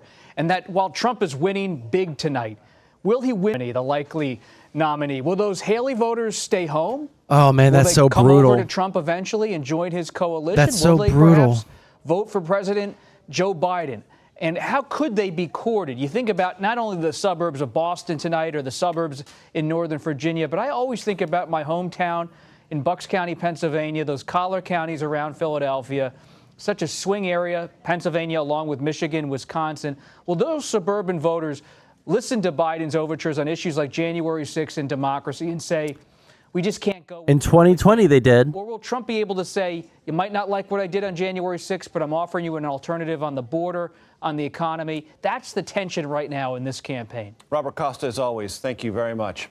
Abortion rights ended up taking center stage. Fuck, I was going to respond to you, Joseph, but I want to hear what you say about the abortion thing, and then we'll mute in the it. wake of the Roe versus Wade being overturned by the Supreme Court. Reproductive rights have been in the spotlight again with a controversial ruling about IVF access in Alabama. CBS News Chief White House Correspondent Nancy Cordes joins me now here in Studio 57 in New York. The Alabama thing really the Republicans super hard this election cycle, I think. Campaign about this. We're even going to see it play out symbolically on Thursday night at the State of the Union. We will. Not only the president and the first lady, but also congressional Democrats inviting fertility doctors, inviting IVF patients to the State of the Union to make the point that what we saw in Alabama is a natural consequence of reproductive rights being rolled back at the national level, that you can't predict what will happen when you peel back. For the country overall, Jesus Christ. Hold on. I'm going to pause this. I actually want to hear this, but I need to pee really bad. But I will respond to Joseph really quick. Do you not understand why somebody might want less federal spending and more state or private sector control over the economy, or think Biden should have had stronger border enforcement early on? Yes, but on every single one of those issues, Biden is better even than Trump. Trump pretends to care about the deficit. He ran up the deficit worse than Obama. Private sector control over the economy? I don't know what Biden has done to say that the government now has control over the economy 100% or taking away control from them. Like, Trump is literally did protectionist economic policy throughout his entire presidency. And with Canada. So yes, you're right. And I understand and I can empathize with Republicans who who passed it in the Senate and then threw it to the House to confirm, said it was the strongest and most conservative immigration bill generation. And Donald Trump called up his buddies in Congress and said, don't let that pass. We need the border to run on. And if he gets into the presidency, the Democrats are not going to pass that same bill with Trump is a disaster for everything that the average conservative wants. But I really need to pee. So I'm going to run downstairs. I'm going to pee. I'm going to grab myself some water, maybe grab myself a nice little vodka drink. Maybe if I'm feeling crazy, we'll make a whiskey drink. Tub thumping style. He makes a vodka drink, he makes a whiskey drink. And then I'll be right back. All right. In the meantime, what should I force you guys? Here, you guys, I'm going to pull a Hassan for a second. All right. I'll be right back. And the guy just kept getting confused. Did you just see Maduro, Venezuela? It's unbelievable. We're getting rid of the Romneys of the world. We want to get Romneys and those out. But they know that we are the only one country, maybe in the history of any country, even Argentina, they went MAGA. You know Argentina, great guy. He's a big Trump guy. He loves Trump. I love him because he loves Trump. When he called, I took his call. Anybody that loves me, I like them. I said, Abdul, he's still there. He's the head of the Taliban. He said, you're killing our soldiers. Don't do it anymore because terror will rain down on you. And he called you, yes, Your Highness. He called me Your Highness, which is interesting. We are a nation that just recently heard that Saudi Arabia and Russia will repeat. Well, I don't even. What happened? What happened there? Charlie Sykes. We see it more and more. He gets in the middle of sentences. He's reading teleprompters, and his mind still blanks out.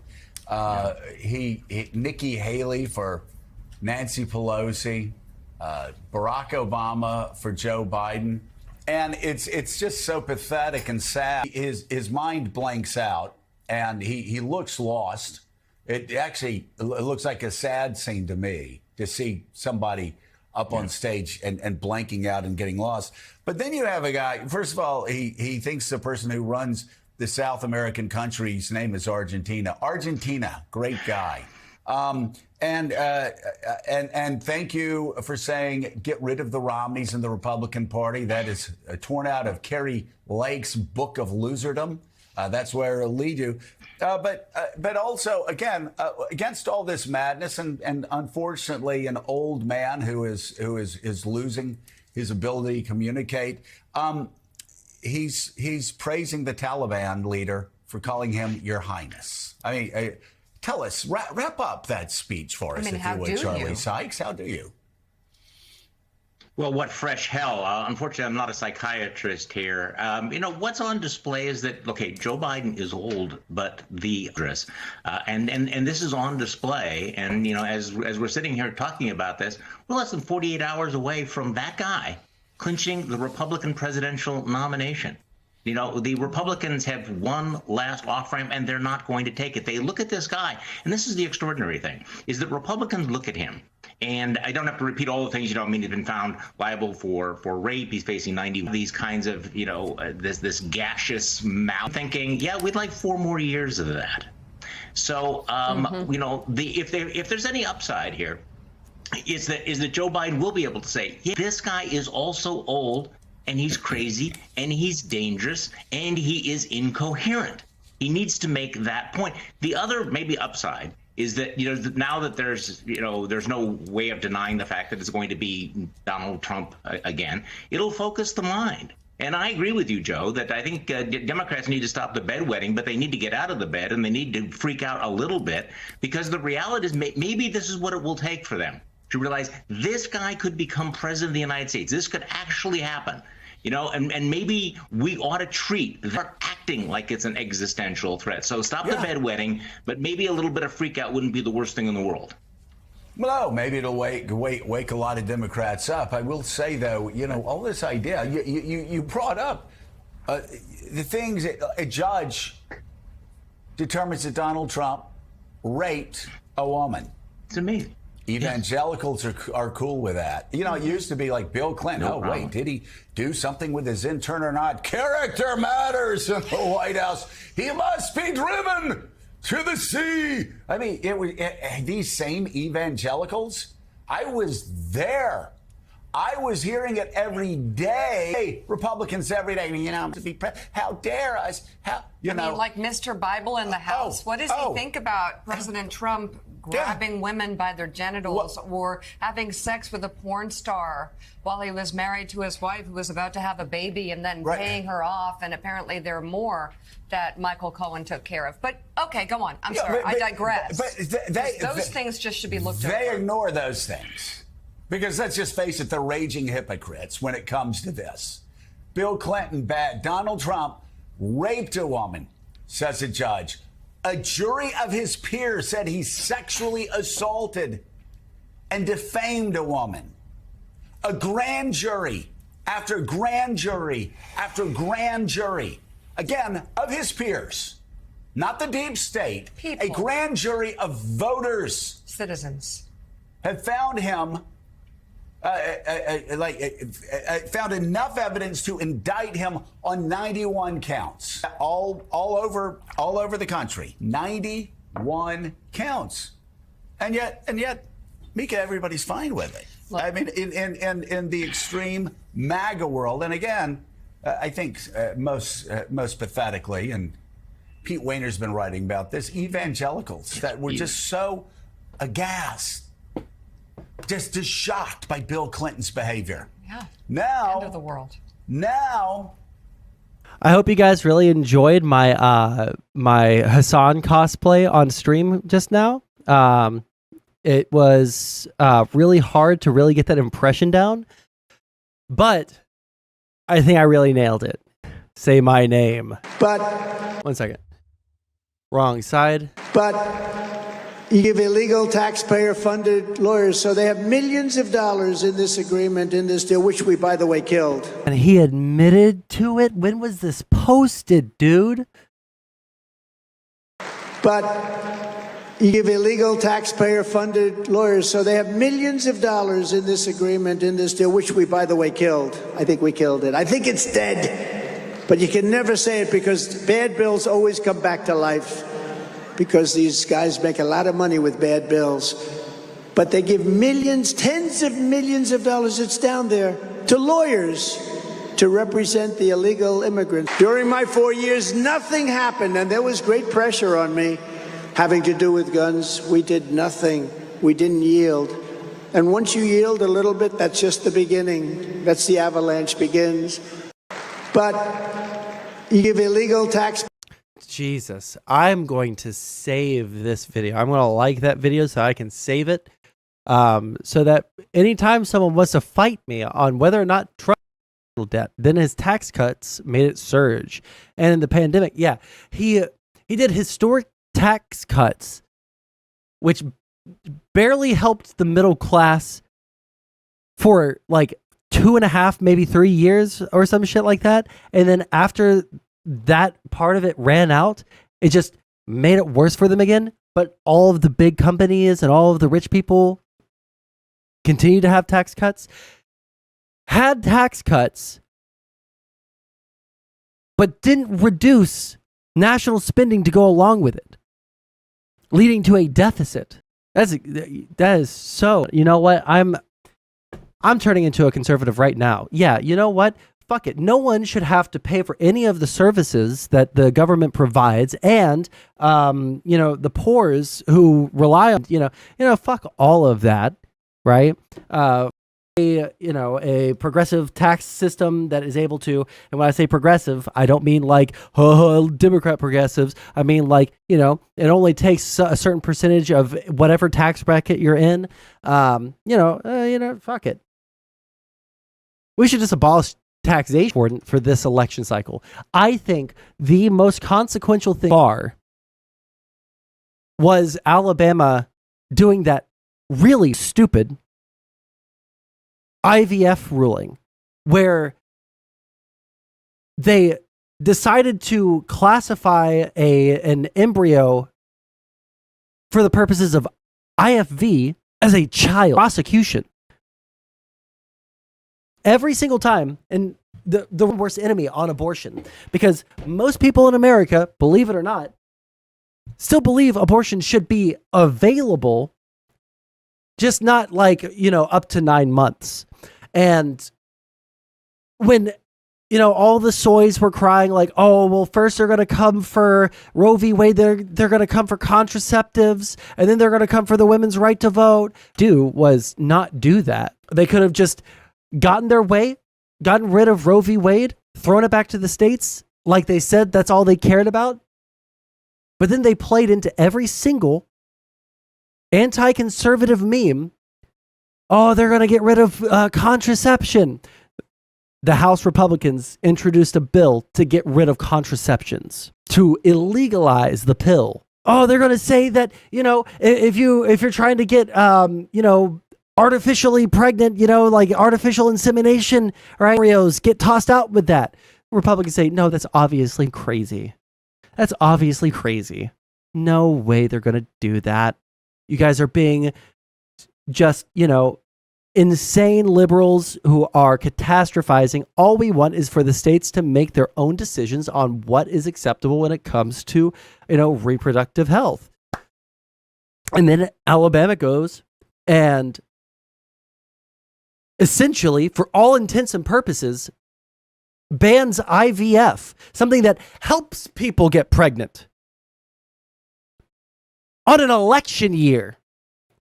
And in the opinion, they're citing Bible verses. They're citing Bible verses about the wrath of an angry God, literally playing into every catastrophizing meme thing that the Democrats said that they would do. The conservative Supreme Court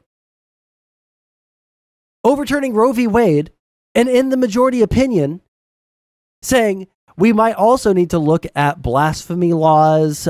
We might also need to look at, decency laws, sodomy laws, and the right for gay people to get married. Meaning, making it illegal for gay people to get married, and meaning illegalizing sodomy, which means anything but PIV sex. No more blowy joeys for you guys out there. All right? No more anal. It would be illegal. Shit that was like, the kind of laws that you would see in the 1800s and say, that was really crazy that they thought that they could legislate people's bedrooms like that. That's pretty crazy. They're literally talking about it in the Supreme Court of the United States of America. Overturning, making those kinds of laws unconstitutional. I don't agree with illegalizing sodomy, but I think most people mean that by same-sex intercourse. The sodomy laws were to illegalize being gay, my guy. That's why there were sodomy laws. How about bestiality? Is that considered sodomy? I have no idea. I don't know what how far sodomy goes. I just know that sodomy means something that's not pee falls into that. Obviously, bestiality is gross. Not straight anal or blowjobs. Oh, to overturn the civil rights and privacy of gay people.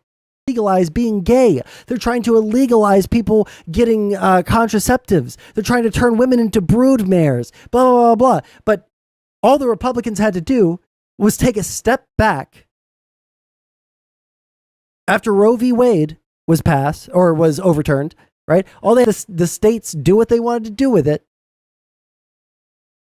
and not try and go after a national abortion ban like they tried to do, and not try to make a national ban on contraceptive to do. And now they've effectively made a process, a medical procedure, which helps people get pregnant to have children that they don't want to get aborted. In effect, de facto illegal, because the doctors don't want a minor because they got rid of some of the extra embryos after someone got pregnant. Most Republicans are Christians, Catholics, or Orthodox Jews, and same-sex intercourse is pretty clearly forbidden by those faith doctrines. Sucks to suck. We live in a secular society. We live in a government where the founding fathers said that we shall make no law respecting any religion, nor founding any religion. Our founding fathers were Enlightenment values, like questioning questioning authority, where authority comes from, up to and including the church. One of our founding fathers cut out Orthodox Jew nation. We're not a Catholic nation. We're a nation that is beholden to one thing and one thing only, the Constitution. Is this IVF law not a state law?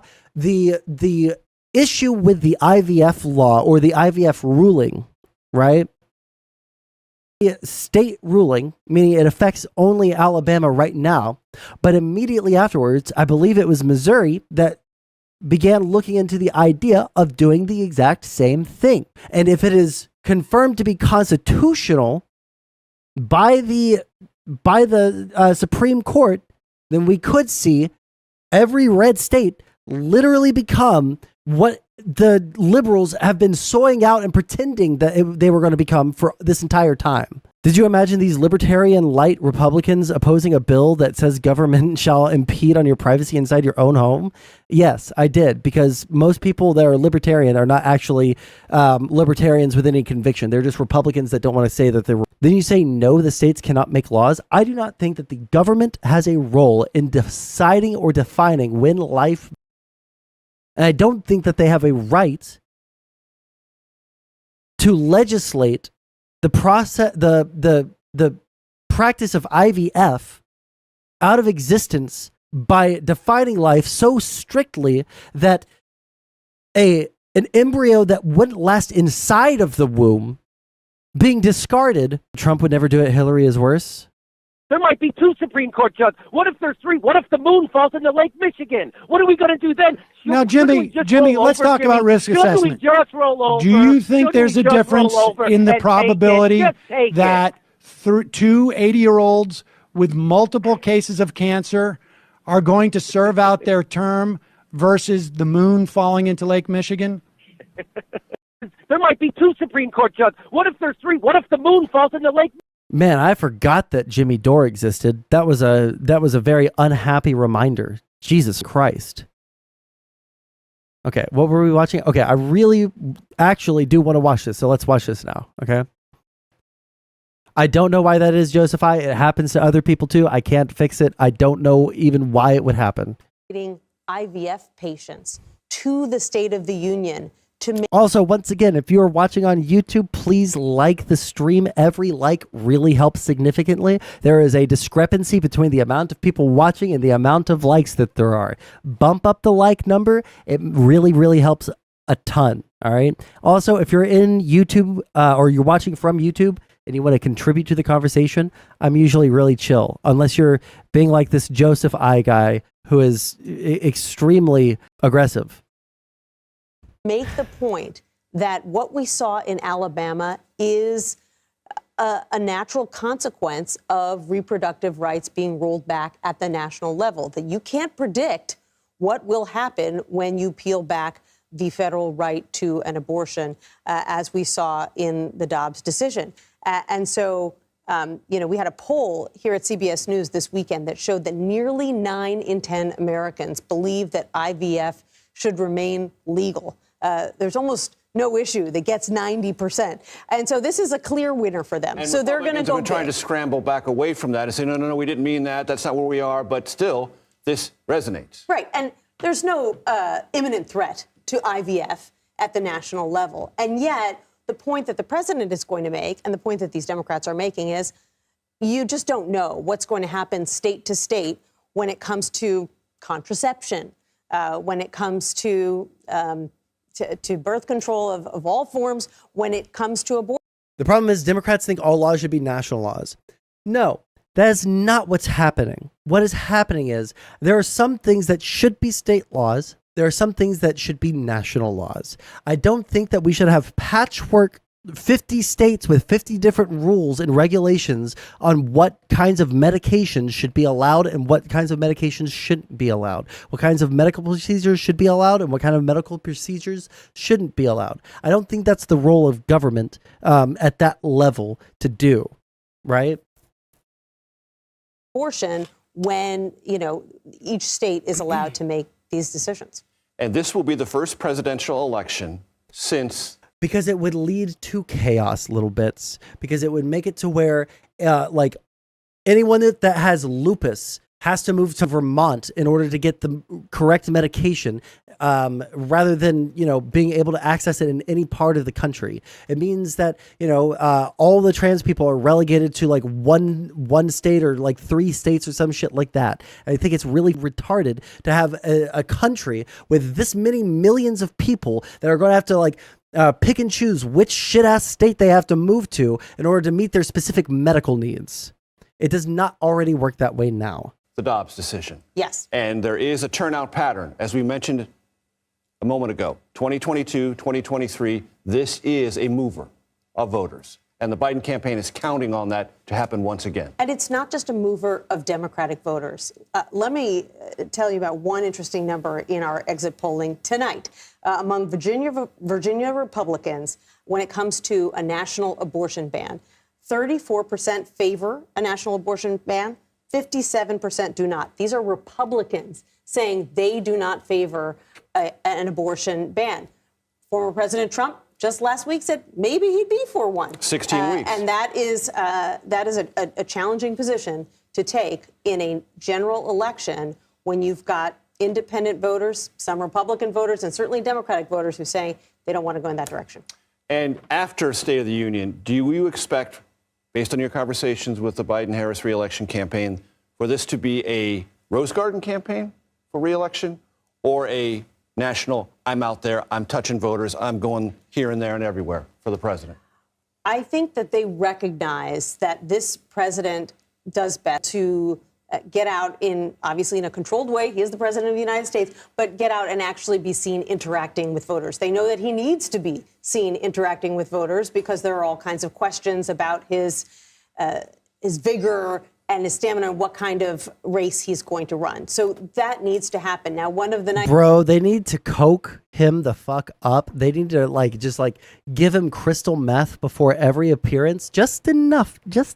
Not like a full recreational dose. Just enough to get him a little spring in his step. Maybe he loses a few teeth in the process, okay? Maybe, he gets a little aggressive. But if anything, being a little more aggressive is a good thing.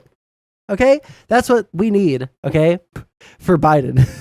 Nice things about being president of the United States base. In the morning, you can go hold a rally and you can get back that night and sleep in your own bed in the White House that night. So it's not as onerous as it might be for a challenger, but it'll be a mix. We'll see events at the White House and events out on the road as well. Many advantages to being president, among them Air Force One. We have a projection. I told you they would be rolling throughout the evening. We have a projection now. Here's an update. CBS News, I'm waiting for the graphic. Bring it up, please. Projects that. Here we come. I'm promised it's on its way. There it is. President Donald Trump has won the Arkansas. Wait a minute. Arkansas. Didn't we do Arkansas? No, Alabama. Yes, it meant to say Alabama. It said Arkansas, so I read Arkansas. It's Alabama. We can also project that President Biden has won, I think we said this, primary on the Democratic side. Ahead. The world is also watching the result of this Super Tuesday. As they roll in, we'll check in with our Margaret Brennan about that next. You are streaming America Decides. All right. Structural advantage, because if you're comparing two presidents, you're really comparing two presidencies. And that seems foremost in the public mind right now, Adrian. Anthony Salvanto, as always, thank you very, very much. We will break down what tonight's result. Okay, cool. Michael Knowles being against IVF. Abbott down in Texas has become the latest Republican to engage in what I think is going to prove a long-term error, and that is to endorse in vitro fertilization and the surrogacy industry. Do you believe embryos are human beings?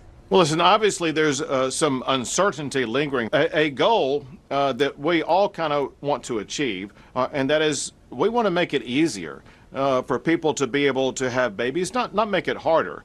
And the IVF process is a way of giving life to even... Oh my God, wait, breaking news. Vermont is a toss-up. Vermont is a toss-up. Nikki Haley coming in. Just under, let's see, just under about 500 votes from Donald Trump. Uh-oh, it's too close to call, guys. It's too close to call. Nikki Haley might just get one state on Super Tuesday. Now, she did decisive marry in D.C. D.C. is like, what, 2,100 voters or some shit like that? Bro, that's crazy. 99% in, and the top candidate only has 1,200 votes. Jesus. Anyways, Vermont. Let's see if Haley has it in her. Let's see if Haley has it in her to eke out and win from Vermont. Now, California and Utah still have yet to... Oh, but they're in Pacific time, which makes sense why something isn't in quite yet. They're probably going to have something come in 11 p.m. ET, so that probably around 10 p.m. Oof. Kristi Noem, is that the person that I was trying to talk about earlier and I could not remember the name of? Don't think so. Maybe, actually. Yes, I think this is the lady. She looks a little bit like Melania Trump outside of the, like in the pictures here. She looks a little bit closer to Melania Trump than in the pictures that I saw. Jesus. Okay. Anyways. Even more babies. And so what I think the goal is that parents who otherwise may not have the opportunity to have a child will be able to have access to the IVF process and become parents and give life to babies. And because this is a relatively new issue, we're just going to find ways to navigate. The first IVF baby was born in 1978. This is not a new issue. Thank you. Navigate laws and fact situations that are very complicated.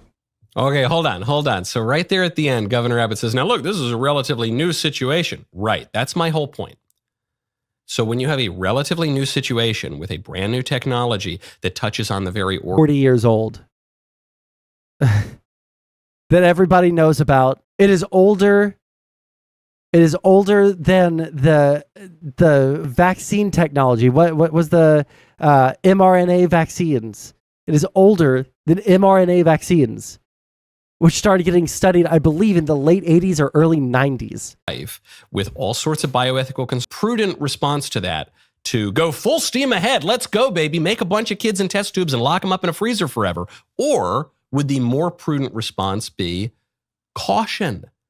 And there's no reason for us to be cautious because we already know what the technology is. The technology is not the issue. It is whether or not you believe that life begins at conception and whether or not that life, like if we would count life begins at conception as a fertilized egg outside of the womb. Whether we would consider a fertilized egg outside of the womb that would never survive even inside of the womb. Is that considered a human baby? These are questions that I don't think anybody has an actual problem with. I think that if, again, the thing you're in a hospital, all right, and you're in the maternity ward, and across the hallway is the IVF hospital, whatever. Maybe they're both in the maternity ward. They're very close together. You can see hundreds, thousands of fertilized eggs in cryogenic things in a big, what do you call it? In a big, I don't know, forklift to pull it out of the hospital. And then you look over, that was left behind in the panic. I don't think that Michael Knowles or Ben Shapiro or any of these people trying to defend this would ever go and with the forklift. I don't think they would ever save those moral value. And if you're going to proceed at all, proceed very cautiously, or maybe take a moment here and sort out some of these bioethical issues, because we're talking about the creation of human beings. What do you think is more prudent? Obviously, the latter is. Now, what Governor Abbott is trying to do here is he's trying to stay on the good side of President Trump, because President Trump came out on this issue in beginning. The very beginning is the moment of conception. If we as pro-lifers really believe that life begins to this question at all, they chose to. Usually, when especially like takes a case, especially one that has so many implications as the possibility of banning IVF fertilization in that state or in the country, they're usually very narrowly judge the case at hand. The case at hand was there was an IVF worker or tech or whatever who was transporting some embryos from one side of the room to the other and began getting freezer burn on their fingers because they weren't following the proper safety procedures, dropped the embryos on the ground, and the embryos were wasted. They couldn't be used. They were out of the cold for too long, et cetera, et cetera. Nikki Haley just pulled ahead. Oh my God. So that's the case in Alabama. For symmetry, let's look at the 14th Amendment case for the Colorado taking Trump off the ballot. Let's juxtapose these things and find the symmetry and the lack of symmetry. Direction. They didn't comment on any part. Very narrowly made a judgment specifically on what? Whether or not a state has the right or the ability to take a candidate off of the ballot for the charge of insurrection. And they said no. They made no allusions to that from my understanding. They can choose broaden out the case of some families suing an IVF clinic for destruction of their property, of their to start a family with, which is, let's be honest, something that is totally valid to sue for, right? Especially if you're getting freezer proper safety procedures. That's totally valid. I don't think it is valid to then use that in order to push across the finish line this agenda of extremely. Then that raises all sorts of problems for the IVF and surrogacy industry, because the IVF and surrogacy industry, first of all, sells human life. And are dudes who get not Vaseline? What's the one that starts with a V? Not Vicodin. What's the one that makes your dick hard? What's the medication? Are guys that get that so that they can have sex with their wives and Viagra? Thank you. Are guys who get Viagra, is that them selling human life? Is any medical procedure not selling human life or the ability to continue human life? Why is this one specifically selling human life to you? Sells human life. And two, I mean, that is the product. It's the only product you could possibly be buying in the IVF and surrogacy industry. But two, treats human life in a way that we would not consider morally acceptable. For instance, locking people away in freezers forever, or creating human beings. Sometimes that your personal morality shouldn't dominate the entire country of people who all vehemently disagree with you. We just saw polling just a minute ago.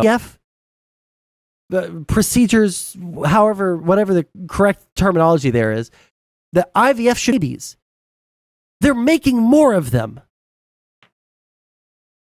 There's a case, I think it's still being litigated down in Texas, where the scientists accidentally mixed up the test tubes, and so they created a human being with the wrong sperm and the wrong egg. They created a human being with a mother and father who had never met each other, who were married to other people. What happens to that person now? Well, I guess the couples sue, and maybe there's a man's land. This is just one example. There literally isn't even the ability for that embryo to feel, understand. There is no process available to it because it has no brain. It has no heartbeat. It has no anything. It is sperm and egg, two sets of DNA combined that has not developed a single aspect of what it means to be a human, either physically, emotionally, mentally, on no epistemic ground outside of like the literal fact that it has human DNA and the fact that there are some people that think that there are souls. Thank you, little bits. There's no ground for us to say that that is the same thing as a human being or a person who has thoughts and feelings and emotions. I'm even super 1 second. I lost my train of thought. Outside of the fact that it literally has human DNA, I'm sympathetic, and I even to a certain degree agree with some conservatives and a lot of liberals, believe it or not, that at a certain point in the pregnancy, right, you probably shouldn't get an abortion. Just for funsies or just because you changed your mind. Probably shouldn't do that, right? Probably past like, what, let's say 20 weeks. That's a nice round number. I've heard some people say 24 because of the Destiny debates. Let's say 20 because it's a nice round number, right? And that's 5 months, and you can easily recognize that you're pregnant and take adequate steps at that point to rectify it before there's any kind of person there. IVF should be legal, but life should be protected from conception unless it is a threat to the life of the mother, no matter how undeveloped it is. Then IVF should not be legal because they fertilize like between, I think what we read the other day was they fertilize somewhere between 5 and 40 eggs at a time in order for this shit to work. You have to have leftovers. You have to make more than you would expect to need. Because most of those eggs aren't going to implant on the uterine lining and then be carried to term. They're going to be, like, you cannot have IVF if you want to have a protection from conception. There is no way, Joseph I. That is the point. You say IVF is legal, but doctors need a way to protect the fetuses. You considering these things fetuses is insane to me. And it is insane to about 90% of Americans. Conservatives have a point when they point out that at a certain point, pulling out that baby, it is the ability to feel things. It has the ability to perceive things and hear. It has the ability to like begin thinking, even according to some studies. The disagreement that I have with conservatives on that is when that line is. That's it. But I understand where they're coming from. And I understand that they just want it to be safe, legal, and rare. However, this is an issue in which the religious extremism and the like moral, like philosophical, like extremism that goes along with this debate actually hurts everybody. Example of I want it banned in all cases except for the life of the mother. Well, guess what? Then you want to ban IVF. Just say it then. The myriad examples of hazards that come along with establishing the domination of technology over the origin and destiny of human life. So I get it. I understand why, as a political matter, President Trump doesn't want to run in 2024 on shutting down IVF, which many, many people, I think mistakenly, but with good intentions, are supportive of. I get that. I'm not saying he has to make it a plank of his campaign. But if I were advising President Trump, whom I love, who's the most pro-life president in my lifetime, if I were advising Governor Abbott here, if I were advising Kari Lake, who also came out in favor of this, I would just say, hey guys, proceed with caution. Maybe downplay this thing a little bit. Maybe don't come out in defense of a morally dubious, and in the case of Alabama, illegal and unconstitutional activity. Because what they're saying, what Governor Abbott has said here is, look, we love it because IVF is a way to make more human life, and we want more human life, and that's true. So is rape. Rape is another way to make more human life. Do you support that? No, you don't. Am I saying that rape and IVF in the surrogacy industry are identical? No, of course they're not identical. But the principle stands. Good ends do not justify immoral means. And there are immoral ways to create human life. And that doesn't in any way call into question the value or the dignity of the human beings who are created in that way. Far from it. Pro-lifers will be the first to tell you, we support the right to life of everyone. Just because someone is created in an unfortunate or a sinful or unjust. I don't care what this guy has to say. I'm sorry. I understand that in the world that we live in now, it is a big thing, or at least the area of the internet that I occupy. It is great to have an argument for everything, and being able to destroy your interlocutor in the marketplace of ideas is just super based.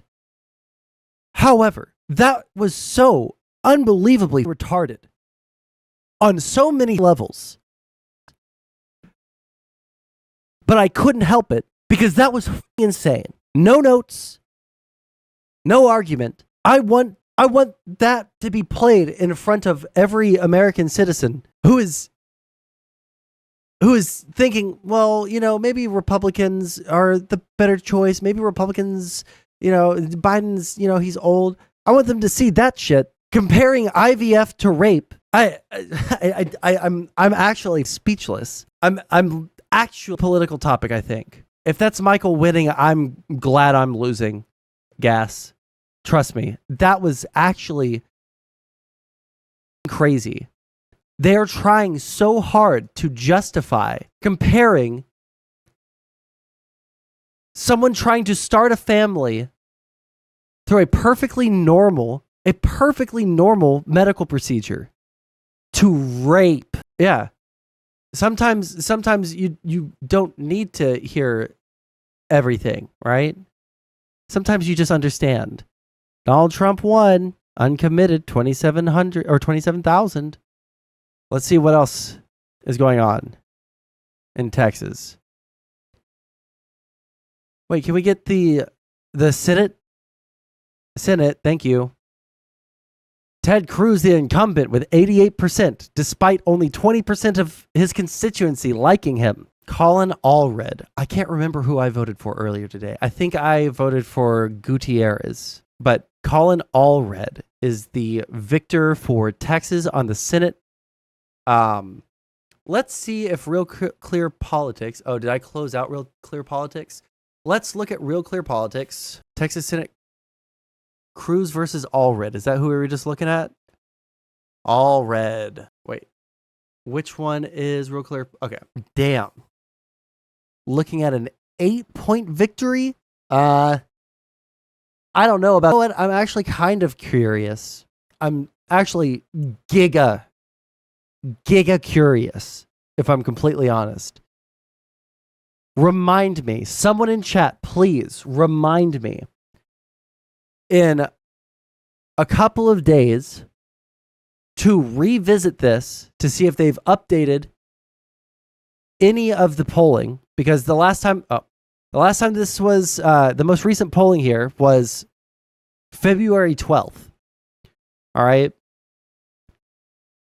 I want to see once there is more, once the Democrats start coalescing around Allred, I want to see what the polling is then, because all the conservatives are going to support Cruz over any other Democrat, but the Democrats have been split between Allred and the Gutierrez guy and all the rest of them.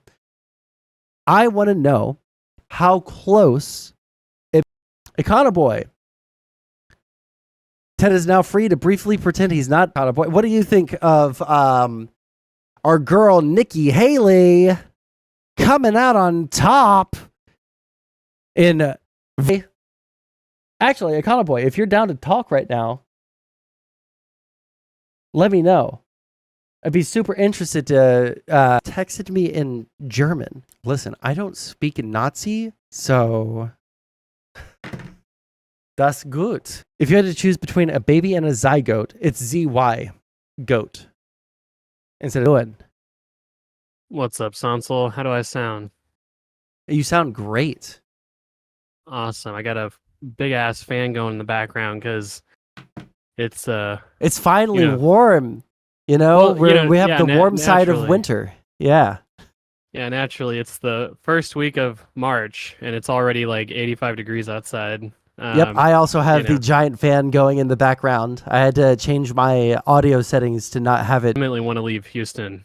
I feel like in 10 years, Houston is actually going to be completely miserable. Fucking Yeah, live no, in. 100%. Holy shit. Oh, have I told you that I am no longer going to be living in Houston? Oh, really? Where are you moving, Sondsol? DC. Oh, from one swamp to another. Yep, one swamp to another. It's hot in the summers and freezing in the winters there. So I'm excited.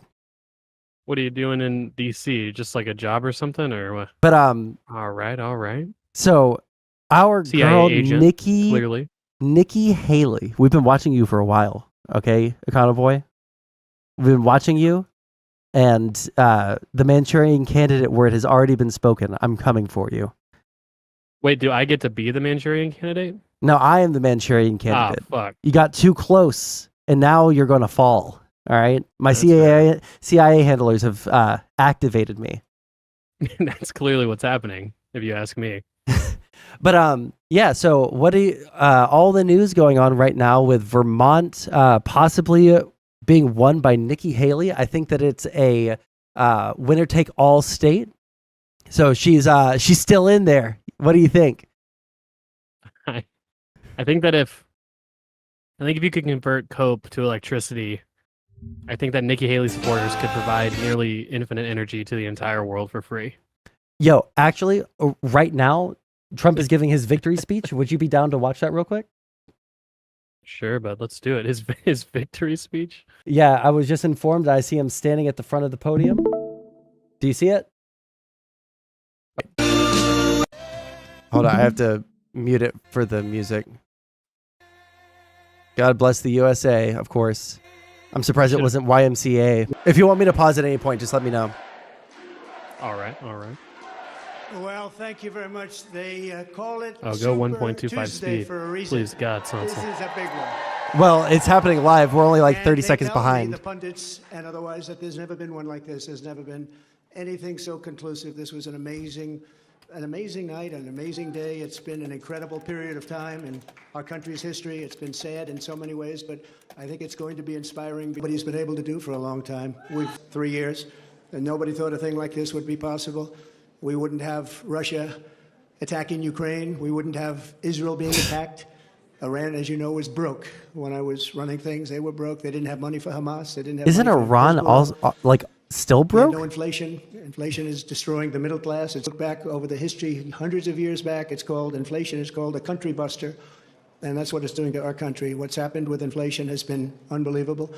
A lot of people say, a lot of experts have said the stock market's the only thing that's doing well, and that's doing well because our poll numbers are so much higher than Joe Biden's. Real quick, do you think now that the race is going to consolidate more than likely, see the people that voted for Haley once she drops out, assuming she does, going over to Biden, or do you think that? I think I saw a poll at one point, which was something like half of Nikki Haley supporters, I think, said they didn't plan to support Trump. So not necessarily vote for Biden, but maybe stay home, maybe vote for, a third party candidate, and obviously maybe vote for Biden. So I don't know. I would say probably between a quarter to a third of Nikki Haley voters might end up voting for, Trump. But that's not really there's not many people that vote in these primaries, right? So it's not really a very large number of people, I don't imagine. And I think that, the truth is that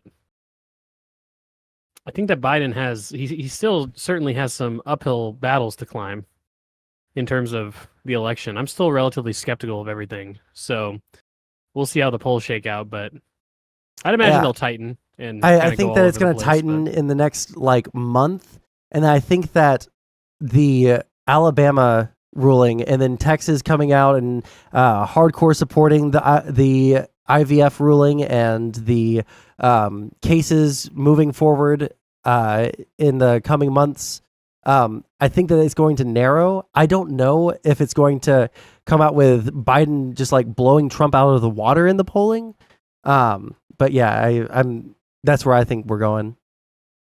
Yeah, it's very difficult to say because the swing state polling specifically looks quite worrying, but the swing state polls have been that Biden's been president. And so it'll be interesting to see how it obviously ends up shaking out. And a lot could change, to be fair, as well. I mean, the moment that the economy hits a recession, then I'm just putting all my chips on Trump winning. Oh, like, yeah, for 1,000,000%. Yeah, no, that's 1,000% the case. Yeah, the and interesting so, thing you know. is the state level polls. When we look at like the polling for Senate and congressional members, Democrats in every single swing state out there, minus Ohio, is looking really, really, really good for Democrats. So it's really just a referendum on Biden versus Trump, not on Republicans versus Democrats, which is crazy. Am I crazy? I thought the polls showed that Biden was down in pretty much like every swing state. Right. No, Biden. Sorry, I'm speaking specifically about Senate and House seats, but like Democrats are winning likely most of the toss-ups that are going on with like Michigan, Wisconsin, Nevada, Arizona, and maintaining their hold on the Senate likely, but not like super comfortably. Whereas Yeah, like true. those same states. Yeah, that's true. That's true. It'll be interesting to see how many split ticket, voters there were, but we'll see. Let's keep going. Let's see what value Trump provides us. He's the worst president in the speech. history of our country. There's never been anything like what's happening to our country. Today it was announced that 325,000 people were flown in from parts unknown. Migrants were flown in airplane, not going through borders, not going through that great Texas barrier that I was with the governor of Texas, Greg Abbott, the other day. Yeah, planes do go over that thing. The job they're doing, but in the meantime, they're pouring into California and they're pouring into Did he say Arizona. 300,000? Because those governors aren't doing anything. They're doing nothing. Wait, California of Texas, Greg Abbott, not going through that great. Migrants were flown in. 5,000 people were. Today it was announced that 325,000 people were flown in from parts There's unknown. no way. Migrants were flown in. There's no way there were that not going many through people borders, flown not in. That's a lot of going through the planes. great Texas barrier Were that they using those? Oh man, I was about to make a really bad edgy joke. Never mind. I was with the governor of Like Texas, Greg 3 Abbott. week, nose to tail airplanes going out of Kabul. There. I You got know, like there what was was it, like 100,000 or something? Like it wasn't. Yeah, no I way it was know. 300,000. Abbott the other day, and we were looking at the job they're doing. But in the meantime, they're pouring into California and they're pouring into Arizona because those governors aren't doing anything. They're doing nothing. But today it was just announced before I came out. It was unbelievable. I said, that must be a mistake. They flew 325,000 my country. So that really tells you where they're coming from. They want open borders, and open borders are going to destroy our country. We need borders and we need free and fair elections, or we don't have a country. This is an incredible group of people. So many celebrities that I'm not going to introduce any because I'm just going to get myself in trouble if I do that, because I'll leave out most of you.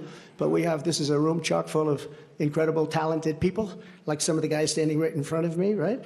Big, big futures, big, fat, beautiful futures. Oh, I'd love to be your age. I'd pay you a lot of money to be your age. He just never. But we have It's some so tremendously stupid. talented people in this room, including tremendously talented political people that have helped me right from the beginning. We had the safest border in the history of our country. We built 571 miles of wall. We had Mexico supply us with 28,000 soldiers because we wanted them. That's why. And they said, we won't do that. I said, yes, you will. You will. And in the end, they did. It was an easy negotiation, but we had the safest border, the best numbers we've ever had, and now we have the worst numbers probably in the history of the world.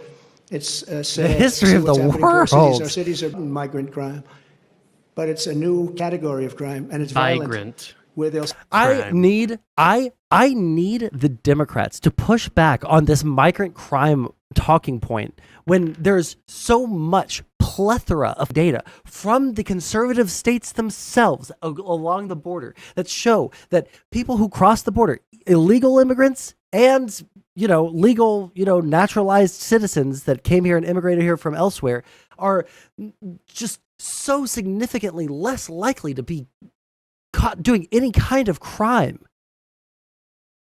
It's just like there's so much. Do they commit some crime, Sondsol? They commit some crime. So we're letting in criminals. Yeah, you know what? That means that white people are the biggest criminals in the United States because a lot of white people do a lot of crime. It's just, I need them to do that. Fist fights with police officers, and if they did that in their countries from where they came, they'd be killed instantly. Instantly. They wouldn't do that. So the world is laughing at us. The world is taking advantage of us. 3 years ago, we were at a level, we were energy independent. We were going to be very shortly energy dominant. And today we're getting oil from Venezuela. Can you believe it? And we're doing numbers on that oil. You know what we're doing? We're refining the oil. We have our refinery for that oil. It's really, I call it tar. It's not oil. It's terrible. We have real stuff. But we're refining it in Houston. So for all of the environmentalists, you ought to look at that because all of that tar is going right up into the atmosphere. You just ought to take a look. It's the only plant that make it into oil. And that's what it is. It's a shame. But we were energy independent. We were going to be energy dominant. We were going to be. Magic thing happened during the election. It was a tragedy. Tragedy. Because you wouldn't have, think of it, all of the problems that you have today, I don't think you would have had any of them. You'd only have success. And that's what's what ultimately is this guy saying? He's like Michael Scott. Don't you ever, under any circumstance, ever even think about for any, like, what is he saying? He hasn't made a single point in the last 30 seconds. I know. That's why I was laughing earlier, because he'll say, but it's just the way he's like 30 seconds at a time, and then he'll say a little snippet of what the next 30 seconds of just like speaking while saying nothing, and then he'll bring up another point, and it's like, man, like, can I get something? Are you going to say anything? It's the way that it is every single time. He doesn't have teleprompters. He doesn't have teleprompters because he feels really good and like on top of the world right now because he just basically blew the fuck out every single Super Tuesday. Like, you can give a short speech, Yeah. If you don't have any notes, you don't have a prepared speech. Like, there's nothing wrong with coming out here for 3 minutes and just thanking all your supporters, saying we're gonna get them, giving 2 minutes of talk, and then being on your way. I mean, people aren't going to show a whole 20-minute speech anyway. Nobody's going to watch the thing, right? So, Yeah, I used to try to like watch Trump events the entire time with nothing of value, and like I would just like see like in the next 3 days people would comb through it and find, oh look, sorry, that was like 2.5 hours after I noped out because I couldn't stand any more self-filleting. I cannot stand the way he speaks. I feel like in 2016, tell me if you remember this, people did an analysis of his speeches and said that he spoke at like a 5th grade writing level, and that's why it was so accessible to so many people. Do you remember that?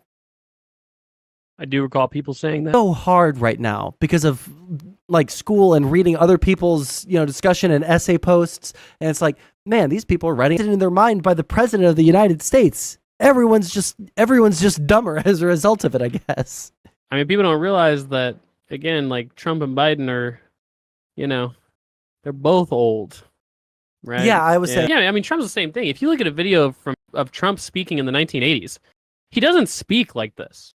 Like, It's clear that his vocabulary has shrunk over time, and it's clear that his like, again, it's the same thing with Biden. Like, it's clear that his like general ability to speak well has diminished to a noticeable degree. Like, if you watch any interview from Trump in the 1980s, he just doesn't even come close to sounding like. Okay, I'm gonna play another clip. Okay, just a short clip from a speech earlier, I believe, this week. And please tell me if you can. I heard that Saudi Arabia and Russia will repeat your. I saw this. What the?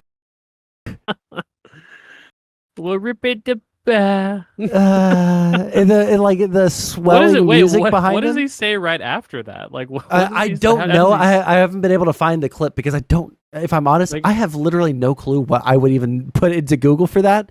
But I want to know what he says afterwards. Just look up Trump gaffe, like full clip. Trump gaffe full. President Donald Trump's most epic gaffes. He looks lost. Hold on, scroll up to the he looks lost video. That was the one I just showed it to you from. No, I know, but this was a day ago. So look up Trump gaffe full March 2024. All right, shock. Here we go. Look at this one. Favored nation trade status, and we will impose stiff penalties on China. Go down to the comments to find the timestamp. We have trade abusers. You're so good at this. God damn it! And the comments aren't helping. All right, just go back up. Here, hold on. It yourself. It is the same time because I remember this guy in the back because he was doing something goofy. I remember this specific guy. I don't think this is it. Yeah, you gotta go forward. Oh no, that was the end of the speech. Oh no, maybe he's back here. Attendee suffers medical emergency. Never mind. Fucking hell. But it is the same event. Did you see? Well, it's Greensboro. Look up that. Look up. Wow. Oh, good idea. Full Greensboro, North Carolina. And his children walked out with him. Can you imagine that? So what a great job. Thank you very much, everybody. News about Donald Trump. Here we go. Speaks at Greensboro rally. North Carolina. Let's look at the timestamps. 1 hour 30 seconds. Here we are. Oh my God! What a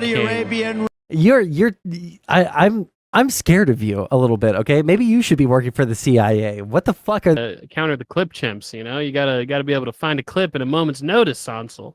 Have you learned nothing? We are a nation that just recently heard that Saudi Arabia and Russia will be reducing their oil. So he bit of a short circuit and just yeah, kept going. I guess so. Arabia and Russia will reduce. Honestly, such a good recovery, all things considered. He had a short circuit. He went, oh, it's so bad. Yeah, it recovered fast. But that's with tremendous talent. We'll speed it up a little more. And we more. want to have unity. And I've been saying the best economy our country's ever had. And people were calling me that I would have said will never happen. Women, men, people with diplomas from the best schools in the world, and people that didn't graduate from high school. Every single group was doing better than ever before. And it was a beautiful thing. Our country was coming together. Now we have a very the most divided countries, but they're third world countries. And in some ways, we're a third world country. We have to stop that. What does we need that a fair mean? and free press. The press has not been fair, nor has it been free. Because the election maybe was stolen, someday they will be. They're being beaten up pretty badly. People aren't trusting them. They're not believing. It used to police our country. God, so bitch. important for the success of our country. So important. You know, honestly, like, he's not wrong. The press are a little bit of the police of the politicians because the amount of times that he has said some stupid shit that has up his legal arguments live on air, godly. Okay? He's not wrong. So this has been a day that we've been waiting for. I want to thank my family for being here. Where are they? They're not out there with They've them. had it very easy since we love the country, and we appreciate it. And I want to thank everybody at my staff. Susie, Chris, incredible job. Incredible job you're doing. I read an article yesterday where it said this is one of the finest run campaigns that anybody has ever seen. That's pretty good, right?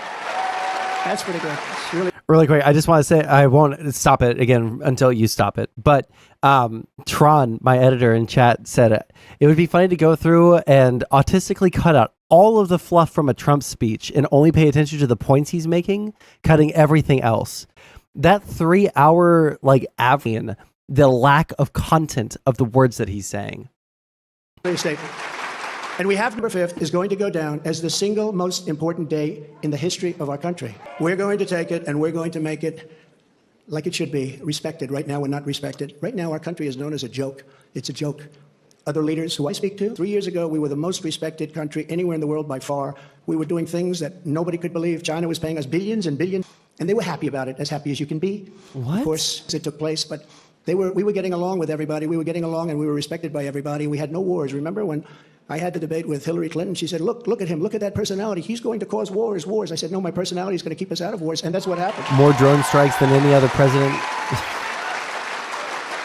Killed Soleimani on Iraqi soil without telling anyone. For 20 years, they were fighting ISIS. I defeated ISIS in 4 weeks. Wait, for how long? For 20 years, they were fighting ISIS. For 20 years, they were fighting ISIS? Bro. I defeated ISIS in 4 weeks. I got rid of ISIS 100%. 100% of the ISIS caliphate. And we had no wars, the and ISIS we still stopped wars. exists. We weren't getting along with a lot of countries. All of a sudden, North That's Korea. because Biden became which is a president, Sondsol. He serious came nuclear back. Of course. power, but North Korea came along. Dumbass. Kim Jong-un, we got along very well.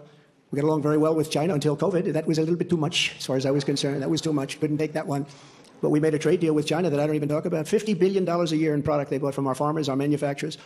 They used to buy 10. I got 50, and it was great. But COVID, I don't even talk about that because COVID was because it makes such a people horrible look thing. It bad. started in the Wuhan labs, just as I said, it's the Wuhan labs.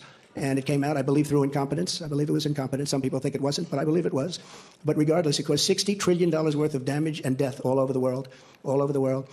And we did a fantastic job on that. We never got credit for that. Unbelievable job on that. We came up with things that nobody thought was possible. Don't forget, when it came in, nobody had an idea what it was. Oh, They no, didn't is he use going to word mention the pandemic. Nobody had an vaccine? idea. But we did a fantastic job, and the press was very honest about it. They gave us very high marks on foreign policy, the Abraham Accords, so many different things we did. But we never got the kind of due that we should have for the COVID, or as I call it affectionately, the Chinese virus, the China virus, which is a much more accurate term. And so many of the doctors, so many of the scientists, but there's never been. We can fact check that in real time. That's probably roughly true, if I had to guess. I mean, the markets recovered pretty quickly after the COVID shock. So it was at 33. Okay, I guess it did recover. That's actually surprising to me. I thought that the depression lasted until like that December, but I haven't autistically gone over those numbers. Okay. You don't have your portfolio that you manage, Sondsol? Listen, I'm I'm poor as fuck, okay, guy? In an administration that had more success in so many different elements. We got the largest tax cuts in history. We have the largest regulation cuts in history. We rebuilt our military. And what happened, we rebuilt our entire military, and beautiful. We had jet fighters that were 53 years old, and we had all brand new jet fighters. And then after this other group of people... That is something I know is false. When he says we had jet fighters that were 53 years old, he's talking about the fact that we had like F-16s from the 70s. That is true, right? But we had newer F-16s that were still in production. We had F-18s and shit like that were made more recently. They didn't keep the literal same plane around since the 70s. They were invented and started being produced for the U.S. military in the 70s or 80s. Sondsol, the thing is, you know what's crazy is how stupid he is, but half the country is going to vote for this guy to be president. Yeah, I know. It black pills me. There's nothing you can do about it. Took over, and we had that horrible surrender in Afghanistan. I call it a surrender. We took the soldiers out first. You know, I dealt with the leaders of I the took out Taliban those soldiers in Afghanistan. They were the ones that were causing the trouble. The press was very angry because they said, "Why are you calling them?" I said, "Because that's where the problem is." I say oftentimes, they asked Jesse James, "Jesse, why do you rob banks?" He said, "Because that's where the money is." And I said, that's where the problem is with the Taliban. And I spoke to Abdul. He's still the leader. Believe it or not, he's really the leader of Afghanistan, but he's the leader of the Abdul, Taliban. Afghan guy. He said, "Don't ever shoot our soldiers Of the Taliban. I hate how affectionately he speaks of the Taliban. It really bothers me so much. Don't ever do it. Very interesting. What happened is that we were having during the Obama administration previously, they were shooting a lot of our soldiers, and I let them know. I said, "Don't ever let that happen." I said rather nasty. Okay, I'm sorry. I'm going to go ahead and do something that I should have done at the beginning of stream. Joseph I 123. I know that you're Panda Man. I know that you've been avoiding a ban. You are so unempathetic to all policies you disagree with, Sondsol. I'm unempathetic to the opinions of a 16-year-old that is a Orthodox Jewish extremist that thinks that Arabs should be, legally open season to be raped as a result of October 7th. All right. I'm very empathetic to most conservatives, but not you. Goodbye. Good day, sir. To go into it tonight, for 18 months, we lost nobody in Afghanistan. And then we had that horrible, horrible withdrawal where we lost 13 soldiers, 38 horribly wounded, left Americans behind. You have Americans right now still behind. Call them hostages if you like. It was a terrible moment. We left $85 billion worth of brand new, beautiful equipment behind, jets and tanks and everything you can think of. It wasn't brand new by the time we were done with it when we were pulling they out. To fight at night, but now they do because they have goggles. They have better goggles. They took all of our goggles. We don't have them anymore. They took our M16s. We can't make them. Unbelievable. The crazy thing about all the military equipment, and I don't know, and please, again, people are, oh yeah, Tron TOS. I don't think that was TOS. I didn't tell him to do anything with the rope, okay? But something, and I'm very open and will immediately say that I was a dumb. My understanding is when we pulled out of Afghanistan, we left equipment behind, we f***ed that shit up so bad that it could never be used again. All right? If you guys definitely have, like, their special forces are rolling around on rollerblades. Literally. Actually. That is their police force. Taliban special forces on rollerblades, weaving in and out of traffic. All right? If they had our military equipment, the billions of dollars that we left behind, you'd see them using it, right? You'd see them using, the Abrams tanks. You'd see them using all of these APCs. I mean, that's another thing. Like, not to mention, even if the equipment did work, right? None of these guys know how to use it, right? Like, these are 15-year-old child soldiers and shit. Like, they're not going to know how to pilot a tank. How are they going to learn how to fly a Apache helicopter? Yeah, like, unironic. Like, how the fuck would they possibly know how to do these things? I mean, I think there was even a story about, like, a Taliban fighter, like, trying to fly one and literally crashing and dying because he didn't know how to fly it. Yeah, like, that's the thing. That's the thing. Like, I was going to say, like, on the Afghanistan pullout, I think that is an area where I said this at the time, and I absolutely defend it to this day. I literally do not think Biden could have done the pullout any better. I don't think so either. I really did look into it. If you think about, and here's the thing, like, because people will say, well, what about this one, about that? And my answer to them is, did he have that information on the ground at the time of the pullout? Because that's the thing. Like, when we can always say in hindsight this and that, he should have done this. Now, to be fair, I think even in hindsight, he probably did about as good of a job as he could have. But with the information Biden had on the ground at the time, no one would have or should have done anything differently. I know. Like, nothing, and he, at the end of the day as well, I mean, people wanted out of Afghanistan, and nobody had the balls to do it because it was politically, like, it was always going to be a politically, like, negative thing for them. Afghanistan wasn't going to stay a strong bastion of democracy like we had hoped because we had no goals. It was like Nixon pulling out of Vietnam, right? Where, like, yeah, it looked bad that we pulled out and we had to run away, and, like, the what was it? I think the North Vietnamese ended up conquering everything and taking over Vietnam. But I mean, that wasn't like people wanted out of Vietnam so badly that wasn't really a sticking point, right? That, like, yeah, the pullout was pretty embarrassing, based on a lot of clips on the news and everything. But, it's not like this term-defining thing. Like, I think there's a much greater chance that the election's decided based on the Israel-Palestine as a foreign policy issue than the pullout of Afghanistan. I just don't think. I think almost everybody's glad to be out. Yeah, I think that's true. I also don't think that the Israel-Palestine thing is going to be a determinative thing. I think that... No, that's what I'm saying. I would agree, but if we imagine, like, what are the foreign policy issues that are going to change the margin? I just don't think it's the pullout of Afghanistan. If anything, that helps Biden, doesn't hurt him. And I just don't think anybody really gives a fuck that much that the pullout was chaotic. Like, I just don't think that's a thing. I think that people wanted to be out of Afghanistan more than they wanted, like, a perfect, pullout from Afghanistan, essentially, right? Yeah.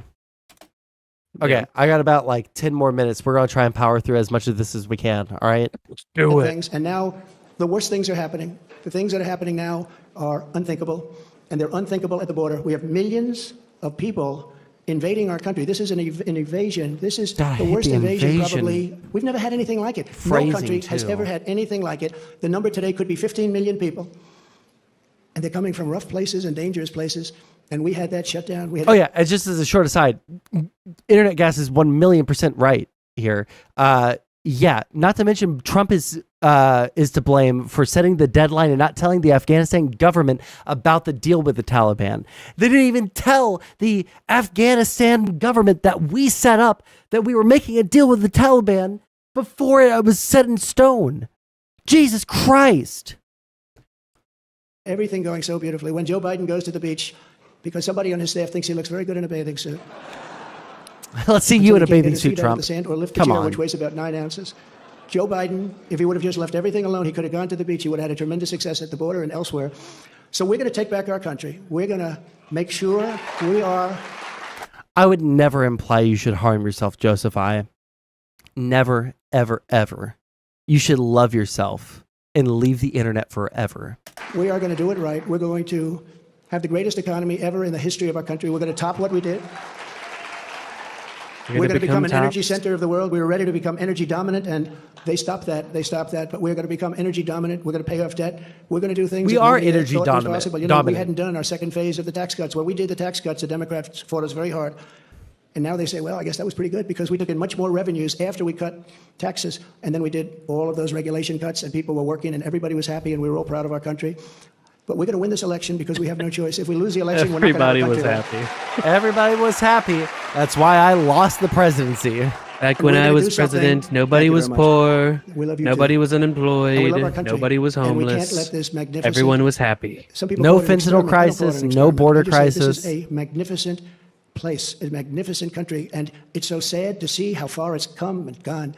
When you look at the depths of where it's gone, we can't let that happen. We're going to straighten it out. We're going to close our borders. We're going to drill, baby, drill. We're going to get the inflation down, and we are going to make our country greater than ever before, and we're going to do it quickly. We're going to do it quickly. It's going to go fast. We have to get the criminals out. We have many, many criminals that have entered our country. We have people coming in from such bad places, and we're going to have to get them out. We have murderers that are being deposited into our country. We have drug dealers at the biggest and highest levels that are coming into our country. We have people coming into our country that just shouldn't be here. But many, and I say many, large percentages, they come in through the caravans. They come in many different ways. Here's the thing about illegal immigration. Illegal immigration, at the rate that we have right now, is a problem. All right, and I think I've had that position even publicly for a long time. The problem is, and again, like we talk about like all the problems that Biden versus Trump has, and you know the camps that people are being put into while their cases are being heard and all that shit. People don't seem to realize that the problem and the difference between Biden and Trump. Number one, Biden is significantly different than Trump on the border. Right? Even though lefties want to say that he is putting people into concentration camps and shit like that. Genocide Joe. Genocide Joe. But it is the perception on the world stage. It is the way in which they talk about these migrants, right? Like Biden and fucking Kamala Harris at the beginning of his term said, Kamala Harris said, do not come. This is not the place that you do not come. Yeah. They've had a stance on the border. They haven't been as strong on the border as maybe they perhaps should have been, but also, god damn, the difference in the way that they speak about these things and the way that makes the world look at us as leaders of the free world is so unbelievably different.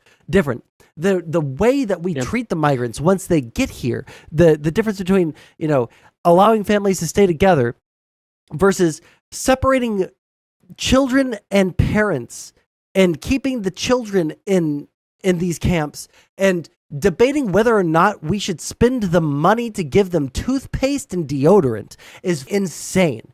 It is unconscionable the way that the like MAGA type conservatives talk about immigrants. It is just an unbelievable world of difference. Even if you want to say we should be stronger on the border, I can agree with that to a certain degree, right? I don't think that illegal immigration is a good thing, right? We should be hearing people's asylum claims. We should be kicking people out that are not going through the normal processes.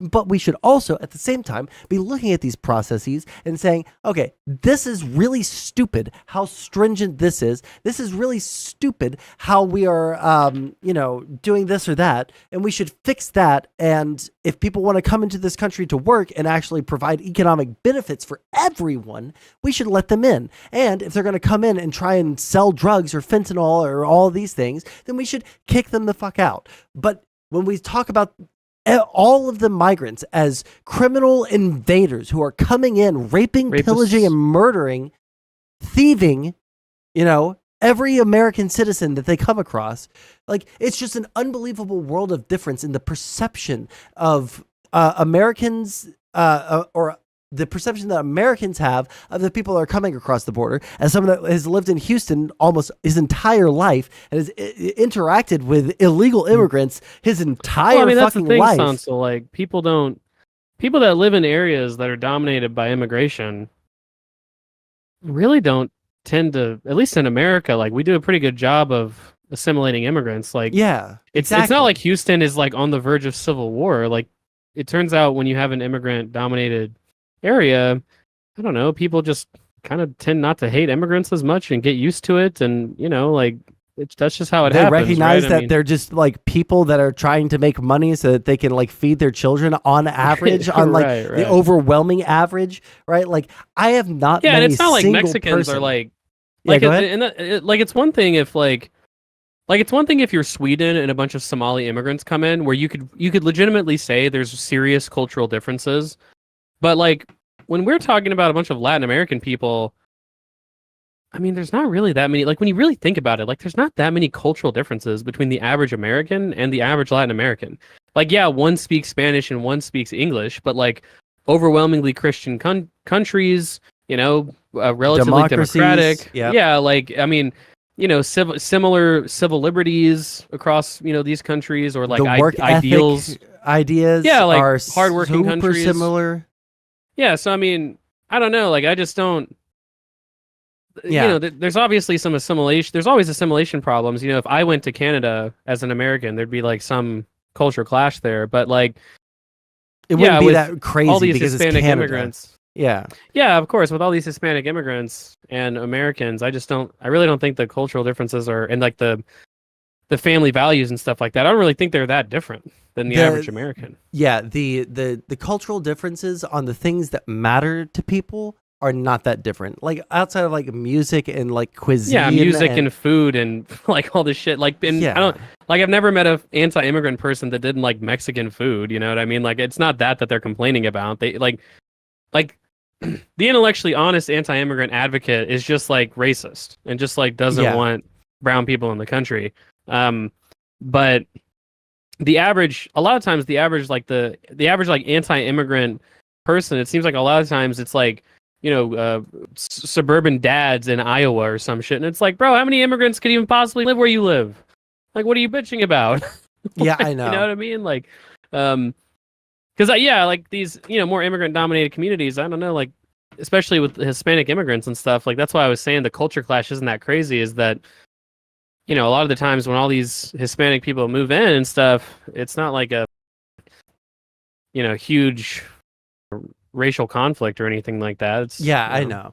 Language barrier and stuff. So I'm gonna have to stop stream because I have to eat food and take care of some stuff before tomorrow. But really quick, I know who they are and they can't stop themselves.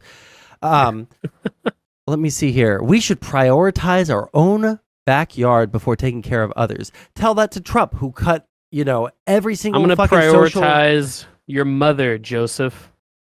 True. Well, it's Panda Man, a Jewish extremist kid that's like 16 years old who thinks that he can logic lord his way out of all of the bigotry that he has. But like, just a couple of things to Trump and the Republicans who cut social programs at every turn that they possibly can, who cut benefits to the VA, our veterans who are combat veterans at every single turn that they can. Tell that to them who want to cut all access to contraceptives or reproductive health care for poor women who want to have a good life for themselves, and take care of our own backyard. They haven't done a goddamn thing for a single demographic of the United States. I can't say what I want to say. Damn, I have been drinking and I really want to say the thing that I want to say, But buy a rope, have fun with it, okay? There are lots of different activities you can do with a rope, all right? Venezuela doesn't have civil liberties. It's a dictatorship. Yeah, why the fuck do you think people are fleeing there, Joseph I? You retard.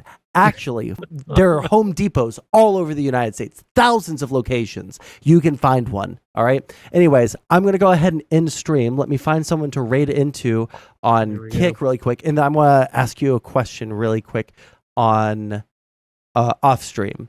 We're going to raid into the only person I see that's live. It's Tomfoolery Show. I love you guys very much, and I'll see you guys probably tomorrow.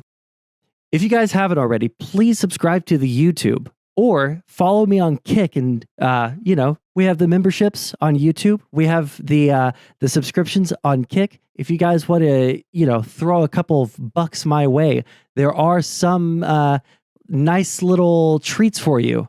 Different emotes and different AI things that the editor can do for you. All right.